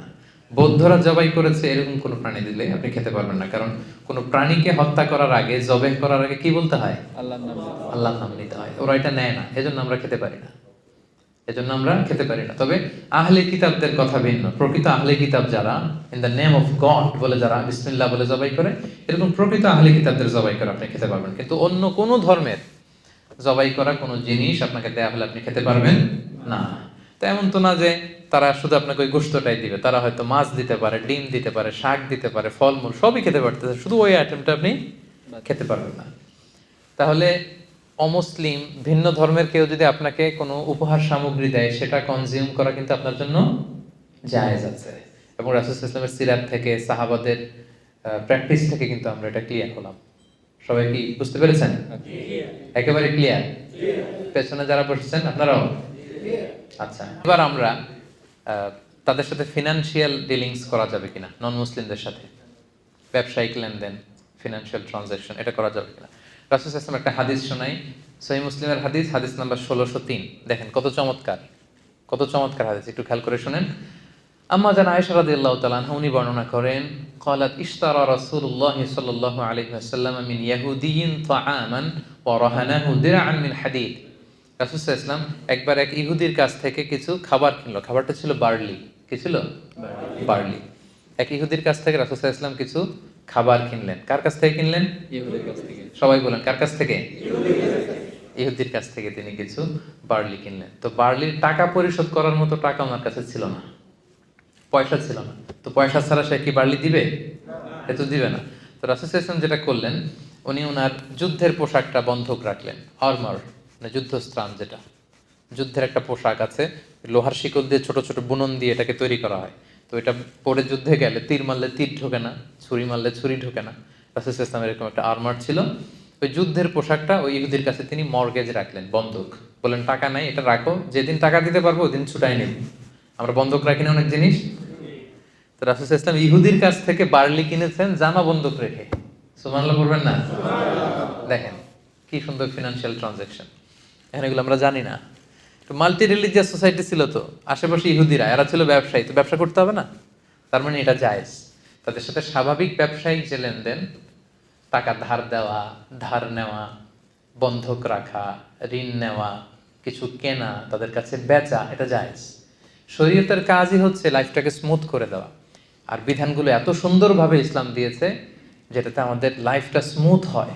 এজন্য শরীয়তের আরেক নাম জীবন। শরীয়তের আরেক নাম কি? শরীয়ত মানেই জীবন। আর শরিয়াতু হিয়াল হায়াত। আমার লাইফ কিভাবে সুন্দর হবে, স্মুথ হবে। আমরা শুধু গবেষণা করি, কনফারেন্স করি যে লাইফটাকে কিভাবে সুন্দর করা যায়। এই গবেষণা এর চেয়ে অনেক বড় নিয়ম কানুন দিয়ে আল্লাহ তাআলা আমাদের জন্য পাঠিয়েছেন, যেটা 1000 বছর গবেষণা করে ওইটার ধারে কাছেও আল্লাহর পাঠানো যে ওয়াহী, রেভেলেশন, এটার ধারে কাছেও আমরা যেতে পারবো না। লাইফটাকে স্মুথ করার জন্য মূলত আল্লাহ তাআলা এই বিধানগুলো দিয়েছেন, কিন্তু আমরা অনেকে জানি না এগুলো। তাহলে রাসূল সাল্লাল্লাহু আলাইহি ওয়াসাল্লাম ইহুদিদের সাথে ফিনান্সিয়াল ট্রানজাকশন করেছেন। পয়েন্টটা ক্লিয়ার?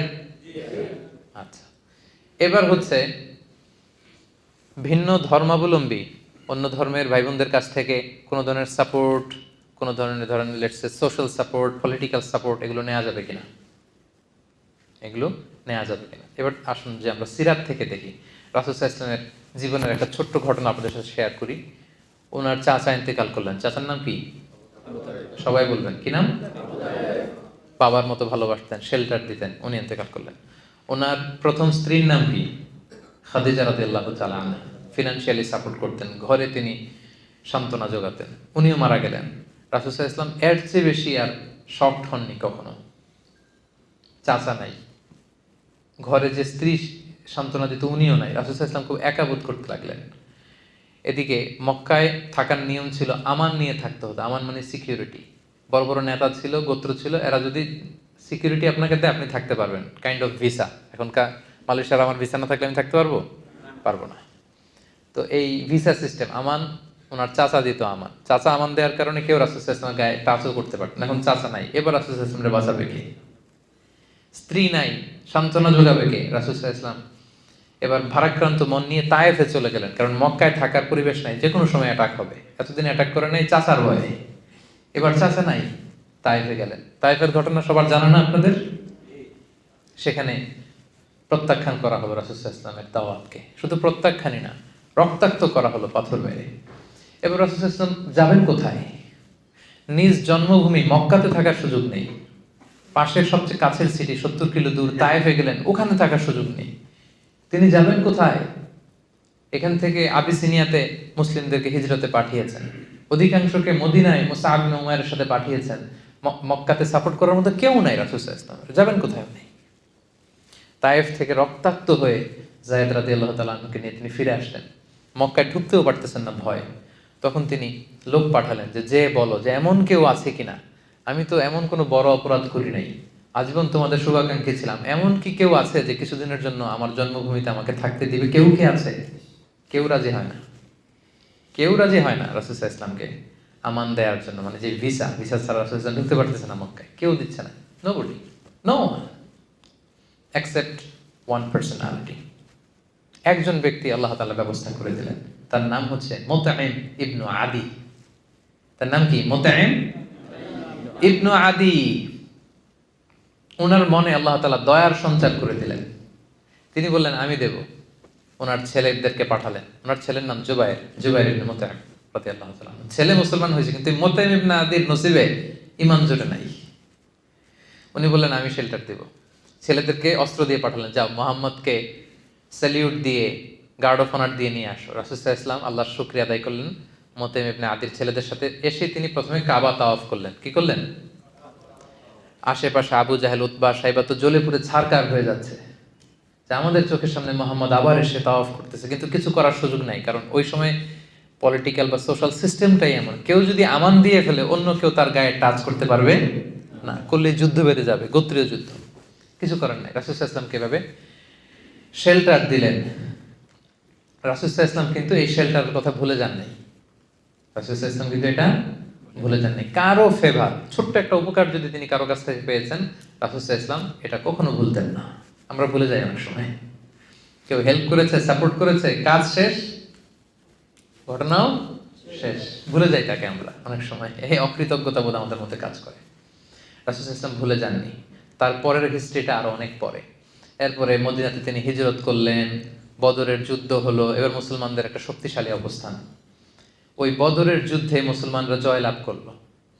মুশরিকদের মধ্য থেকে 70 জন বন্দী হয়ে আসলো। কয়জন? 70 জন। আর সেই তায়েফের ঘটনার সময় মুতাইম ইবনে আদি, যে রাসূল সাল্লাল্লাহু আলাইহি ওয়াসাল্লামকে শেল্টার দিয়েছিল, পলিটিক্যাল শেল্টার, যেটা বর্তমান রাষ্ট্রবিজ্ঞানের ভাষায় পলিটিক্যাল অ্যাসাইলাম বলে, সেই মুতাইম ইবনে আদি কিন্তু এর আগেই মারা গিয়েছে। সে ছিল মুশরিক, রাসূলকে হেল্প করেছে, কিন্তু এই মুশরিক অবস্থায় সে মারা গেছে, তার নসিব আর ঈমান জোটে নাই। তো বদরের যুদ্ধে 70 জন বন্দীকে যখন রাসূল সাল্লাল্লাহু আলাইহি ওয়াসাল্লামের সামনে আনা হলো, তাদের প্রত্যেককে রাসূল সাল্লাল্লাহু আলাইহি ওয়াসাল্লাম চিনে না? সবাইকে চিনে। তাদের দিকে তাকিয়ে রাসূল সাল্লাল্লাহু আলাইহি ওয়াসাল্লাম তখন বললেন, সহিহ বুখারীর হাদিস নাম্বার 3139, যে লাউ কানাল মুতঈম ইবনে আদি হাইয়ান সুম্মা কাল্লামানি ফি হাউলাঈ নাতনা লাতারাকতুহুম লাহু। রাসূল সাল্লাল্লাহু আলাইহি ওয়াসাল্লাম বললেন, আজকে যদি ওই মুতঈম ইবনে আদি বেঁচে থাকতো, আর সে যদি এই 70 জন যুদ্ধবন্দীর ব্যাপারে আমাকে রিকোয়েস্ট করতো, এই আবর্জনাগুলোর ব্যাপারে, আমি মুহূর্তের মধ্যে এগুলো ছেড়ে দিতাম। সুবহানাল্লাহ পড়বেন না?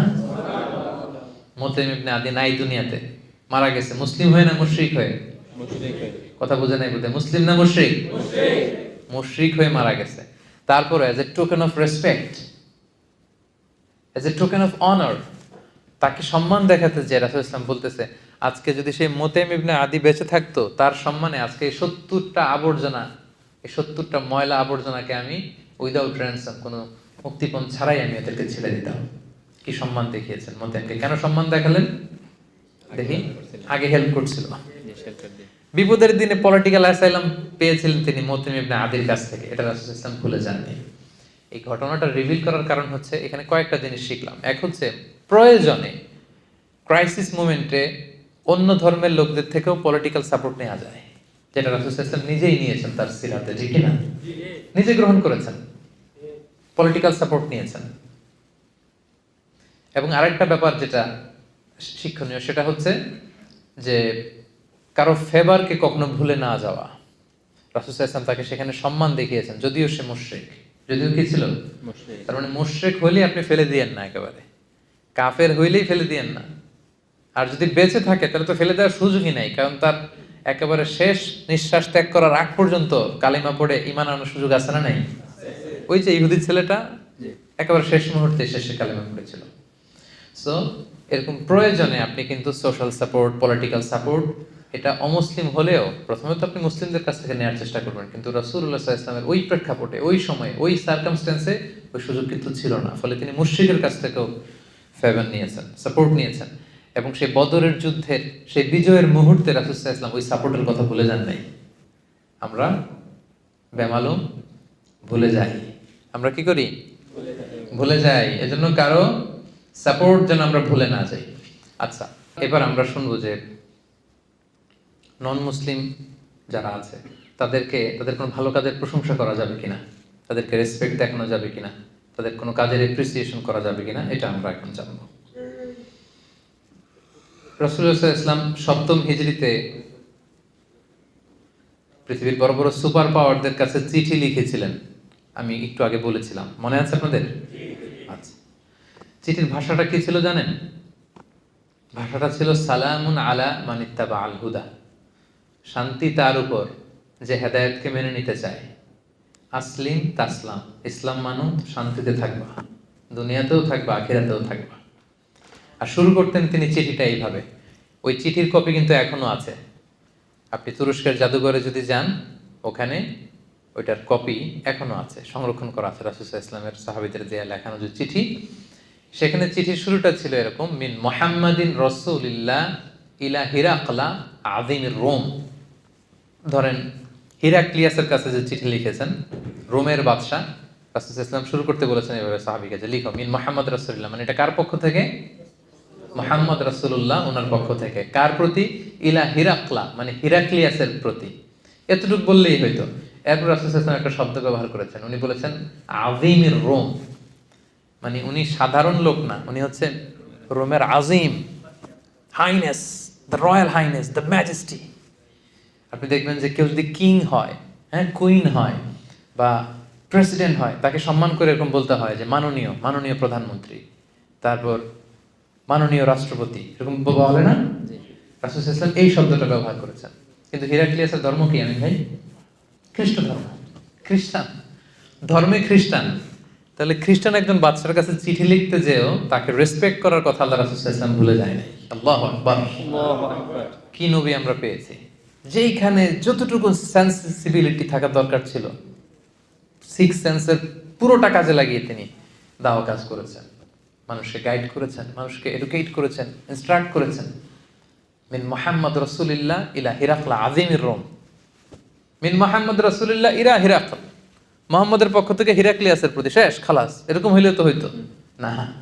আযীমির রোম, রোমের the highness, the royal highness, the majesty, the king of Roman empire, Roman সাম্রাজ্যের কিং, সম্রাট হিরাক্লিয়াসের প্রতি। দেখেন রাসূল সাল্লাল্লাহু আলাইহি ওয়াসাল্লাম কিন্তু এই সম্মান দিতে ভুলে যান না। আমরা এটাতে অনেক মিসিং আছে, আমরা অন্যকে সম্মান দিতে চাই না। নিজে সম্মান পেতে হলে আগে কি করতে হবে? সম্মান দিতে হবে। অন্য ধর্মের, এমনকি তাদের বিরুদ্ধে একটা সময় যুদ্ধ হয়েছে, রোমানদের বিরুদ্ধে মুসলমানদের যুদ্ধ হয়েছে, পরবর্তীতে এটা ক্রুসেডের রূপ নিয়েছে, কিন্তু রাসূল সাল্লাল্লাহু আলাইহি ওয়াসাল্লাম যখন চিঠি লিখেছেন তাকে কিন্তু রেসপেক্ট দিতে রাসূল সাল্লাল্লাহু আলাইহি ওয়াসাল্লাম ভুল করেননি। This is the lesson. এটা হচ্ছে আমাদের জন্য শিক্ষা যে আমরা অমুসলিমদের মধ্যে থেকে যারা সম্মানিত, তাদেরকে সম্মানটা দিতে হবে। আরেকটা ছোট্ট উদাহরণ আমি দেই, যেটা ইবনে সাআদ, একজন বিখ্যাত ঐতিহাসিক, তার তবাকাত ইবনে সাআদের মধ্যে উনি উল্লেখ করেছেন। 3য় হিজরির কথা, উহুদের যুদ্ধ হবে। রাসূলুল্লাহ সাল্লাল্লাহু আলাইহি ওয়াসাল্লাম মদিনায় 3টা গোত্র, ইহুদি গোত্র ছিল, একটা হচ্ছে বনু কাইনুকা, আর একটা বনু নাদির, আর একটা বনু কুরাইজা। আপনারা ইতিহাস পড়লে প্রায় শুনবেন বনু কাইনুকা, বনু নাদির, বনু কুরাইজা, এই 3টা জিউস ট্রাইব ছিল। রাসূল সাল্লাল্লাহু আলাইহি ওয়াসাল্লাম ওদের সাথে চুক্তি করেছিলেন যে মদিনায় কেউ অ্যাটাক করলে, তোমাদেরকে অ্যাটাক করলেও আমরা তোমাদের সাথে শরীক হব, আমাদেরকে অ্যাটাক করলেও তোমরা শরীক হবা, সবাই মিলে মদিনা সেট করব। ডিসিশনটা সুন্দর না? এরা এগ্রি করেছে, এরা বলেছে ওকে। কিন্তু 3য় হিজরিতে 3000 সৈন্য নিয়ে যখন মক্কার কুরাইশরা মদিনায় অ্যাটাক করতে আসছে, এখন আর ইহুদিরা ঘর থেকে বেরোয় না। কথা কি এটা ছিল? কথা এটা ছিল? কথা কি ছিল? সবাই মিলে মদিনাকে প্রোটেক্ট করব, সেভ করব আমরা। এখন এরা কেউ বেরোয় না। রাসূল সাল্লাল্লাহু আলাইহি ওয়াসাল্লাম পড়ছেন বিভাগে, কি রে, চুক্তি করে এরা চুক্তি ভঙ্গ করে। এখন রাসূল সাল্লাল্লাহু আলাইহি ওয়াসাল্লাম ওনার ব্যাটালিয়নকে সাজালেন, 1000 মুসলিমকে নিয়ে বেরোলেন। কোনো ইহুদি বেরোয় না, সবাই চুক্তি ভঙ্গ করতেছে, একজন ইহুদি ছাড়া। নাম হচ্ছে মুখাইরিক। কি নাম? মুখাইরিক। সে তলোয়ার নিয়ে, ঘোড়া নিয়ে বেরোইতেছে, আর প্রত্যেক গোত্রপতির কাছে যেয়ে বলে, এই ইহুদিরা, তোমরা না মুহাম্মদের সাথে চুক্তি করছো, সবাই মিলে বাঁচাবা। এরা কেউ এই অজুহাত দেয়, কেউ ওইটা দেয়, কেউ কয় এই সমস্যা ওই সমস্যা। তো সে বলে, তোমাদের যার যত সমস্যা থাক, আমি মুখাইরিক, আমার ওয়াদা আমি রাখবো। ঘোড়সাওয়ার হয়ে বেরিয়ে গেলেন। আর ছেলে মেয়েদেরকে বললেন, আমি যদি মারা যাই এই যুদ্ধে, আমার সম্পদ তোরা পাবি না, মুহাম্মদ পাবে, সে যা মনে চায় তাই করবে। সুবহানাল্লাহ। সে উহুদের যুদ্ধে গেল, বীর বেশে সে লড়াই করতে করতে করতে করতে সে সেখানে নিহত হলো। রাসূলুল্লাহ সাল্লাল্লাহু আলাইহি ওয়াসাল্লামের কাছে সংবাদ পৌঁছানো হলো যে রাসূলুল্লাহ, কোনো ইহুদিরা ঘর থেকে বের হয় নাই মদিনাকে প্রোটেক্ট করার জন্য, এক্সেপ্ট মুখাইরিক, এই যে তার লাশ, সে নিহত হয়েছে। রাসূলুল্লাহ সাল্লাল্লাহু আলাইহি ওয়াসাল্লাম তার লাশের সামনে যে সম্মান দেখালেন, তিনি বললেন, মুখাইরিক খায়রু ইয়াহুদ, Mukhairiq is the best among the Jews. পৃথিবীতে যত ইহুদি হতে পারে, ইহুদি আছে, সকল ইহুদিদের মধ্যে শ্রেষ্ঠ ইহুদি হচ্ছে মুখাইরিক। সুবহানাল্লাহি ওয়া বিহামদিহি। দ্য বেস্ট অ্যামং জিউস, সবচেয়ে শ্রেষ্ঠ ইহুদি মুখাইরিক। দেখেন আল্লাহ রাসূল সাল্লাল্লাহু আলাইহি ওয়াসাল্লাম, সে ইহুদি না খ্রিস্টান না মুশরিক, আল্লাহরে মানে কি মানে না এটা না, এগুলো ভুলে গেছেন। রাসূল সাল্লাল্লাহু আলাইহি ওয়াসাল্লাম as a token of appreciation তাকে সেলিউট জানালেন, তাকে সম্মান দেখালেন। সে যে তার ওয়াদা রেখেছে, রাসূল সাল্লাল্লাহু আলাইহি ওয়াসাল্লাম তাকে অ্যাপ্রিশিয়েট করলেন, বললেন দ্য বেস্ট অ্যামং জিউস, এর চেয়ে ভালো ইহুদি আর হতে পারে না। এখন মুখাইরিকের সাথে আল্লাহ তাআলা কি আচরণ করবে আমরা জানি না। যুদ্ধের ময়দানে এমনও তো হতে পারে তা সে ঈমান এনেছিল, হতে পারে না, আমরা জানি। তার সাথে তার রবের কি ঘটছিল, শেষ মুহূর্তটা কিভাবে কাটছিল, আমরা কেউ জানি না। তার ফয়সালা আল্লাহ করবে। কিন্তু সে তার কথা রেখেছিল, এজন্য আল্লাহর হাবিব সাল্লাল্লাহু আলাইহি ওয়াসাল্লাম তাকে এই সম্মানটা দিতে ভুলে যান নাই। তাকে তিনি রেসপেক্ট করেছেন, অ্যাপ্রিসিয়েট করেছেন এবং সব সাহাবীদের সামনে বলেছেন যে সে হচ্ছে শ্রেষ্ঠ ইহুদি। সে কি শ্রেষ্ঠ ইহুদি। তো দেখেন, ইসলাম কিন্তু আমাদেরকে মানে ন্যারো মাইন্ডেড হতে বলে না। অন্য ধর্মের ভালো কাজ করলে যে আমরা অ্যাপ্রিসিয়েট করবো না এমনটা না। যেই ধর্মের হোক, যেই বিশ্বাসের হোক, ভালো কাজ করলেই এটা অ্যাপ্রিসিয়েট করতে হবে। তাহলে অন্য ধর্মাবলম্বী যারা, এদেরকে রেসপেক্ট দেখানোতে, প্রশংসা করাতে কোনো সমস্যা নেই। এটা আমরা ক্লিয়ার হয়েছে সবাই?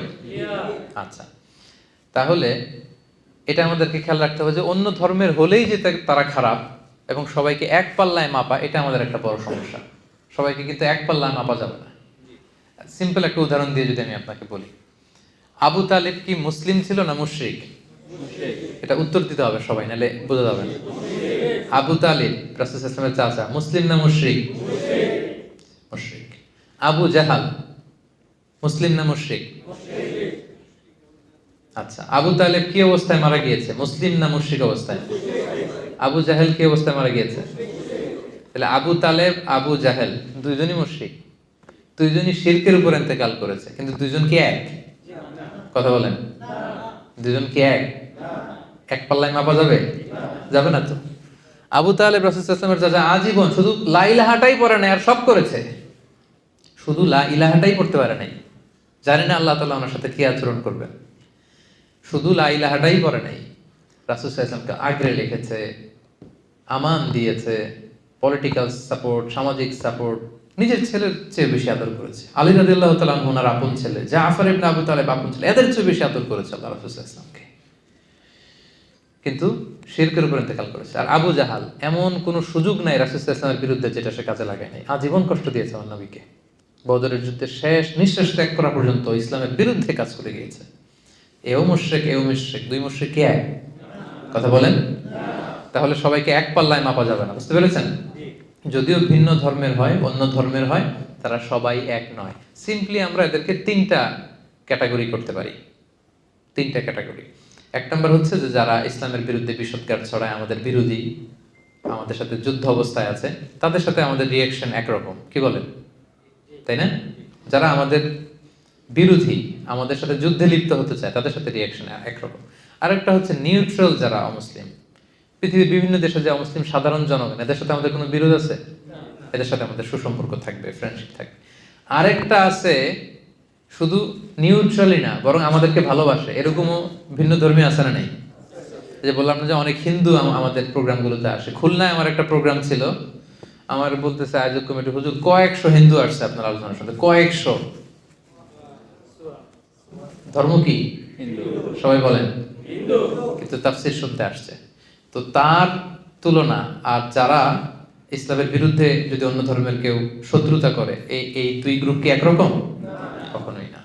তাহলে অন্য ধর্মের লোক হতে পারে, তাদের মধ্যে অনেকে আছে মুসলিমদেরকে সাপোর্ট করে, তো তাদের প্রতি কিন্তু আমাদের ওই যে রাসূল সাল্লাল্লাহু আলাইহি ওয়াসাল্লাম মুতাইম ইবনে আদিকে যে রেসপেক্ট দেখিয়েছেন, মুখাইরিককে যেমনি অ্যাপ্রিশিয়েট করেছেন, এই রেসপেক্টটা কিন্তু আমাদের দেখাতে হবে। কথা কি ক্লিয়ার? তাহলে এক পাল্লায় মাপা যাবে না। এবং আল্লাহ রাসূল সাল্লাল্লাহু আলাইহি ওয়াসাল্লাম আজীবন, এই যে আমি রিলিজিয়াস কোএক্সিস্টেন্সের কথা বলছি, ধর্মীয় সহাবস্থান, আজীবন এটার চেষ্টা করেছেন। কেউ প্রমাণ করতে পারবে না যে রাসূল সাল্লাল্লাহু আলাইহি ওয়াসাল্লাম প্রথমে বিরোধে জড়াতে চেয়েছেন, প্রথমে যুদ্ধ করতে চেয়েছেন, কখনো না। সাহাবারা এক পক্ষে, রাসূল সাল্লাল্লাহু আলাইহি ওয়াসাল্লাম এক আরেক পক্ষে।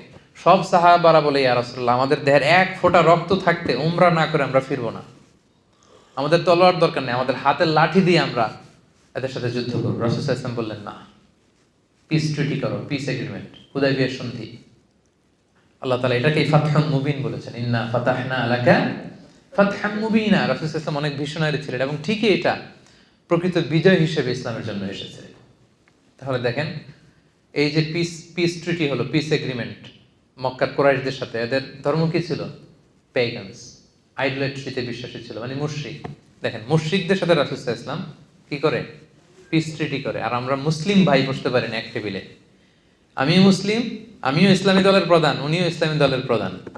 আমি ওনার বিরুদ্ধে ফেসবুকে স্ট্যাটাস দেই, উনি ইউটিউবে আমারে হুমকি দেয়। আছে না নাই? এই তো এটাই চলতেছে। আপনি ইসলাম কায়েম করতে চান, আপনি ইসলাম কায়েম করতে চান, আপনিও চান, আমিও চাই, কিন্তু এক টেবিলে বসতে পারি না, একসাথে মানে একসাথে চা খাবো, গল্প করবো, এটা হয় না। আর রাসূল সাল্লাল্লাহু আলাইহি ওয়াসাল্লাম মুশরিকদের সাথে পিস এগ্রিমেন্ট করেছেন। মুশরিকদের সাথে, এরা মূর্তির পূজা করত। মদিনায় এসে দেখলেন ইহুদিরা ডমিনেটেড এখানে, ওনাদের সাথে বিরুদ্ধে জড়ালেন না। রাসূল সাল্লাল্লাহু আলাইহি ওয়াসাল্লাম মদিনায় এসে আরেক সবাইকে ইন্টারফেথ ডায়ালগের কথা বললেন, আন্তঃধর্মীয় সংলাপ বললেন। কুল ইয়া আহলাল কিতাবি তাআলাউ ইলা কালিমাতিন সাওয়াইন বাইনানা ওয়া বাইনাকুম আল্লা না'বুদা ইল্লাল্লাহ ওয়া লা নুশরিকা বিহি শাইআ। ইহুদিদেরকে বলল যে, ইহুদিরা আমাদের মধ্যে যে আনকমন ব্যাপারগুলো এগুলো বাদ দাও, কমন যেটা আছে আমাদের কমন গ্রাউন্ড, আসলে এটা নিয়ে একটু একসাথে বসি। তোমাদের নবী মুসা, উনি তো এক আল্লাহর কথা বলতো, খ্রিস্টানদেরকে বলেছেন জেসাস খ্রাইস্ট, যিশু খ্রিস্ট এক আল্লাহর কথা বলতো, আমি তো ওই এক আল্লাহর কথাই বলি। আসলে এই এক আল্লাহর প্রসঙ্গটাকে সামনে রেখে একসাথে একটু বসি। তাআলাউ ইলা কালিমাতিন সাওয়াইন বাইনানা ওয়া বাইনাকুম। শুধু এখানেই না, এই যে এসেন্স অফ রিলিজিয়ন, রাসূল সাল্লাল্লাহু আলাইহি ওয়াসাল্লাম বোঝাতে চাইলেন যে যেই বিষয়টাতে আমরা সবাই এক, তোমরাও এক, same to Musa, same to Jesus, same to me, তাওহীদ, আসলে এটাতে আমরা একত্রিত হই। তার মানে কি বোঝা গেল? রাসূল সাল্লাল্লাহু আলাইহি ওয়াসাল্লাম কি বিরোধ করতে চেয়েছেন না মিলেমিশে থাকতে চেয়েছেন? মিলেমিশে। এরপরে এখানে তিনি অ্যালায়েন্স করলেন ইহুদিদের সাথে, কোয়ালিশন করলেন, যেটাকে মদিনা চার্টার বলে। মদিনা সনদ নাম শুনছেন না আপনারা? মদিনা সনদ কি মুসলমানদের মধ্যে হয়েছিল নাকি? হ্যাঁ, কারা ছিল এখানে? মুসলিমরা ছিল, মুশরিকরা ছিল, ইহুদিরা ছিল এখানে। এবং এত সুন্দর, গোটা বিশ্বকে, মানে দ্বিতীয় নজির নাই এই চার্টার থেকে গোটা বিশ্বের এই হিউম্যান চার্টার, এই ডিক্লারেশন, ওই ডিক্লারেশন, নিয়ম কানুন, সব এগুলো রাসূল সাল্লাল্লাহু আলাইহি ওয়াসাল্লামের এখান থেকে কপি করা। এমন ভাবে তিনি ধারা সাজিয়েছেন যে সবাই মিলে মদিনাকে প্রোটেক্ট করব। মালয়েশিয়ার যে নিয়ম, সাতু মালয়েশিয়া, মালয়েশিয়ার স্লোগানটার নাম কি? সাতু মালয়েশিয়া। মানে তুমি চাইনিজ হও, তুমি তামিল হও, তুমি মুসলিম হও, ইটস আপ টু ইউ, কিন্তু আমরা সবাই মালয়েরা মিলে এক জাতি। কত চমৎকার!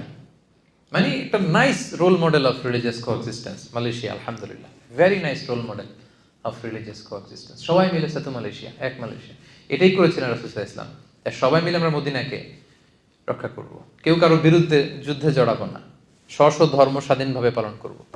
কিন্তু দুঃখজনক হলেও সত্যি, রাসূল সাল্লাল্লাহু আলাইহি ওয়াসাল্লামের পক্ষ থেকে কোনো ধরনের ঘাটতি ছিল না। অন্যান্য যারা ছিল ইহুদিদের মধ্যে থেকে গোত্রগুলো, একের পর এক তারা ট্রেচারি করার কারণে, রুলসগুলো ভঙ্গ করার কারণে এই মদিনা সনদ ভঙ্গ হয়েছে। কিন্তু রাসূল সাল্লাল্লাহু আলাইহি ওয়াসাল্লামের পক্ষ থেকে এই শান্তি নষ্ট করার কোনো কিছু তিনি কখনো করেন নাই। সবসময় চেয়েছেন এই যে রিলিজিয়াস কোএক্সিস্টেন্স বা একসাথে মিলেমিশে থাকা, ধর্মীয় সহাবস্থান, এটা কিন্তু রাসূল সাল্লাল্লাহু আলাইহি ওয়াসাল্লাম শিখিয়েছেন।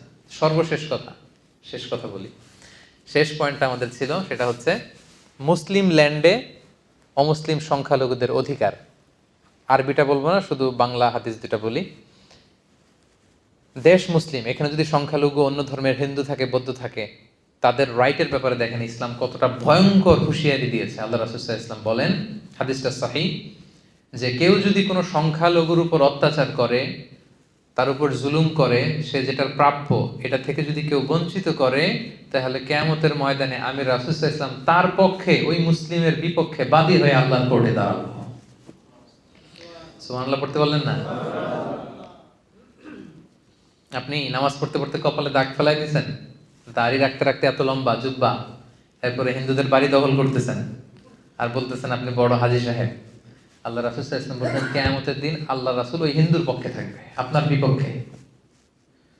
কথাটার ওজন খেয়াল করেন। বাংলাদেশে কিন্তু এরকম হয়, ক্ষমতার দাপটে হিন্দুদের বাড়ি দখল করে, জমি দখল করে, সংখ্যালঘুদের উপর অত্যাচার করে। হ্যাঁ, আছে না এরকম? আল্লাহ রাসূল সাল্লাল্লাহু আলাইহি ওয়াসাল্লাম বলেছেন তুমি মুসলিম হও, তুমি হাজী হও, তুমি যেটা হও, তোমার বিপক্ষে থাকবে আমার অবস্থান কিয়ামতের দিন। আচ্ছা, সোজা সাপটা একটা আনসার দেন, রাসূল সাল্লাল্লাহু আলাইহি ওয়াসাল্লাম যদি কারো বিপক্ষে বাদী হয়ে দাঁড়ায়, উপায় নাই, যার শাফাআত ছাড়া আমরা জান্নাতে ঢোকা কল্পনাই করতে পারি না, তিনি আমার বিপক্ষে, আল্লাহর সুপ্রিম কোর্টের ট্রাইব্যুনালে আমার বিপক্ষে, জান্নাতে যাওয়ার কোনো সুযোগ কি আমার সেদিন থাকবে? জন্য খবরদার। সংখ্যালঘুদের ব্যাপার দেখেন ইসলাম কত কঠিন হুঁশিয়ারি দিয়েছে। আমার হিন্দু ভাইরা, এই আলোচনা যদি কেউ আপনারা শুনেন, এটা যখন ইউটিউবে যাবে, রাসূল সাল্লাল্লাহু আলাইহি ওয়াসাল্লাম বলেছেন আপনাদের পক্ষে, সে 1400 বছর আগে আপনাদের পক্ষে, আপনাদের রাইটসের জন্য, আপনাদের অধিকারের জন্য রাসূল সাল্লাল্লাহু আলাইহি ওয়াসাল্লাম লড়াই করেছেন।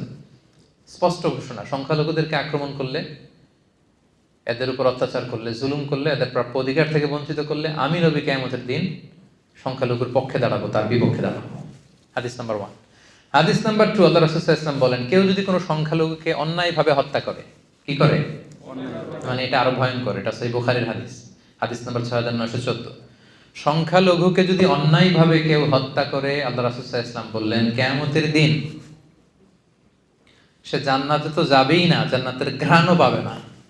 এজন্য খবরদার, ভয়ঙ্কর কথা কিন্তু আল্লাহ রাসূল সাল্লাল্লাহু আলাইহি ওয়াসাল্লাম বলেছেন। সো ইসলাম সব সময় ভিন্ন ধর্মাবলম্বীদের সাথে আমাদের সুসম্পর্কের কথা বলে, তাদের অধিকার সংরক্ষণের কথা বলে। এমনকি তারা যে মূর্তির পূজা করে, কোরআনের গাইডলাইন হচ্ছে লা তাসুব্বুল্লাযীনা ইয়াদউনা মিন দুনিল্লাহি ফায়াসুব্বুল্লাহা আদওয়াম বিগাইরি ইলম। খবরদার, আল্লাহকে ছাড়া তারা যে দেবী বা প্রতিমা, তাদের কাছে যেটা পবিত্র, এটা যে উপাসনা করে, ওই দেবী মূর্তি এগুলোকে তোমরা গালি দিও না, খবরদার। এটা কোরআনের ডোনস। কোরআনের অনেকগুলো খুব স্ট্রিক্ট ডুজ অ্যান্ড ডোনস আছে। কোরআন বলেছে খবরদার, ওদের প্রতিমা, ওদের মূর্তি, ওদের দেবদেবী এগুলোকে গালি দিও না। দিলে কি হবে? ওরা আল্লাহকে গালি দিবে, ফলে তুমি কেমন যেন আল্লাহরে গালি খাওয়ানোর কারণ হলা, ঠিক কিনা? কারণ তুমি তো ওদের দেবীকে গালি না দিলে ওরা তোমার আল্লাহর গালি দিত না। তার মানে অমুসলিমদের সাথে যদি আমরা খারাপ আচরণ করি, তাদের দেবদেবীকে যদি আমরা গালি দেই, তাহলে কেমন যেন আমরা নিজেরা ইসলামকে ছোট করলাম। ইসলাম আমাদেরকে এটা শিক্ষা দেয়নি। ইসলাম সবসময় সহমর্মিতার কথা বলে, সাম্প্রদায়িক সম্প্রীতির কথা বলে, ধর্মীয় সহাবস্থানের কথা বলে, ইন্টারফেথ ডায়ালগের কথা বলে, যেগুলোকে সামনে রেখে আমরা একসাথে হতে পারি। ইসলামের মৌলিক শিক্ষার সাথে অন্য ধর্মের সাথে যে শিক্ষাগুলো মিল আছে, এগুলোকে সামনে নিয়ে কিন্তু আমরা একসাথে বসতে পারি, একসাথে কাজ করতে পারি। তাহলে সংঘাত এগুলো কমে যাবে। কথা বুঝতে পেরেছেন সবাই? তাহলে সংক্ষেপে যদি বলি, আমাদের স্বাভাবিক বন্ধুত্বে কোনো সমস্যা নেই, কিন্তু গার্ডিয়ানশিপ, লয়াল গার্ডিয়ানশিপ বানাতে সমস্যা। কি বলেন? এরপর ধরেন আমাদের সামাজিক যে ডিলিংস, আমাদের আমাদের যে রাজনৈতিক ডিলিংস, আমাদের অর্থনৈতিক যে ডিলিংস, এগুলোতে কোনো সমস্যা নেই। আমাদের আশেপাশে যদি অন্য ধর্মাবলম্বী আমাদের কোনো প্রতিবেশী থাকে, প্রতিবেশীর যে হক, এটা কিন্তু আমাদেরকে আদায় করতে হবে। যদি আমাদের আত্মীয় থাকে অন্য ধর্মের, সে আত্মীয়তার বন্ধন কিন্তু আমাদেরকে অটুট রাখতে হবে, এবং প্রয়োজনে তাদের কাছ থেকে আমরা সাপোর্ট নিতে পারবো, আমরা তাদেরকে সাপোর্ট করতে পারবো। এবং ইসলাম আমাদেরকে এতটা ছোট মন মানসিকতার হতে বলেনি যে অন্য ধর্মের কেউ একটা ভালো কাজ করলো, তার ধর্ম ভিন্ন বিদায় আমি তার প্রশংসা করব না, তার অ্যাপ্রিসিয়েট করব না, এটা নয়। বরং আমি অ্যাপ্রিসিয়েট করতে পারবো, এমনকি আমরা তাদেরকে গিফট করতে পারবো। তারা কোনো গিফট দিলে সেটাও কিন্তু আমরা নিতে পারবো। আর আমরা যদি কোনো আমাদের মুসলিম স্টেট থাকে, সেখানে যদি অন্য ধর্মের লোকজন থাকে, তাদের সর্বোচ্চ রাইট দেওয়া রাষ্ট্রীয় আইনে, এটা কিন্তু আমাদের দায়িত্ব। আমাদের বাংলাদেশে যে ঘটনাগুলো ঘটছে, এটা কিন্তু খুবই দুঃখজনক। এগুলোর সাথে কোনো প্রকৃত মুসলমানের এখানে সম্পৃক্ততা থাকতে পারে না। এটা একটা বিশাল কনস্পাইরেসির অন্তর্ভুক্ত। সো আমাদেরকে সাবধানে থাকতে হবে, খুব ট্যাক্টফুলি এগুলোকে আমাদের হ্যান্ডেল করতে হবে। আর তার পাশাপাশি একই দেশে যদি অনেকগুলো ধর্মের লোক থাকে, সেক্ষেত্রে আমরা বলি যে এমনভাবে আমাদের নিজস্ব স্বকীয়তাকে বজায় রাখা, তাদের সাথে মিশতে যে সামাজিক মেলামেশা করতে যে আমরা যেন আমাদের স্বকীয়তাকে না হারাই। বিশেষ করে ইসলামের শিরকের গুনাহ সবচেয়ে বড় গুনাহ। আল্লাহ সব মাফ করেন, কিন্তু শিরকের গুনাহকে তিনি কখনো মাফ করেন না। তাদের যেখানে দেবদেবীর পূজা হচ্ছে, এটা তাদের কাছে ধর্মীয় অনুষ্ঠান, পবিত্র, কিন্তু আমরা কিন্তু সেখানে উপস্থিত থাকতে পারবো না। আমাদের তাওহীদের মধ্যে কোনো ধরনের ঘাটতি হয়, এটা প্রশ্নবিদ্ধ হয়, এমন কোনো কাজ কিন্তু আমরা কখনো করতে পারবো না। তারা শান্তিপূর্ণভাবে তাদের ধর্ম তারা পালন করবে, আমরা শান্তিপূর্ণভাবে আমাদের ধর্ম পালন করবো। They have their faith, we have our faith. আল্লাহ তাআলা খুব স্পষ্টভাবে বলেছেন, লাকুম দীনুকুম ওয়ালিয়া দীন। তারা তাদের ধর্ম সুন্দরভাবে পালন করবে, আমরা আমাদের ধর্ম সুন্দরভাবে পালন করব। এবং এটাই হচ্ছে ইসলামের সাম্প্রদায়িক সম্প্রীতির শিক্ষা। ইসলাম সব সময় আমাদেরকে অন্য ধর্মের প্রতি শ্রদ্ধাশীল হতে বলে এবং ধর্মীয় সহাবস্থানের কথা বলে, মিলেমিশে একসাথে থাকবার কথা বলে। ইসলাম কখনোই দাঙ্গা, হাঙ্গামা, বিরোধ এগুলোতে কখনো জড়ানোর ব্যাপারে কিন্তু আমাদেরকে উৎসাহিত করে না। And this is the true essence of Islam. আল্লাহ তাআলা আমাদের সবাইকে কথাগুলো বোঝার ও আমল করার তৌফিক দান করুক। যতগুলো কথা বলেছি কোরআন সুন্নাহর আলোকে, দলিল ভিত্তিক বলেছি, তারপরেও আমার মনের অজান্তে কোনো মিস ইনফরমেশন যদি আমার মুখ ফসকে বেরিয়ে যায়, সেগুলো যেন আল্লাহ পাক আপনাদের স্মৃতিপট থেকে মুছে দেয়। আমরা পড়ি আমিন। আর সত্য, সুন্দর, কল্যাণ করে ইসলামের পক্ষে যা বললাম, তার সবগুলো আল্লাহ তাআলা প্রথমে আমাকে আমলের তৌফিক দান করুক, এবং আপনাদের সবাইকে আমলের তৌফিক দান করুক। আমরা পড়ি আমিন।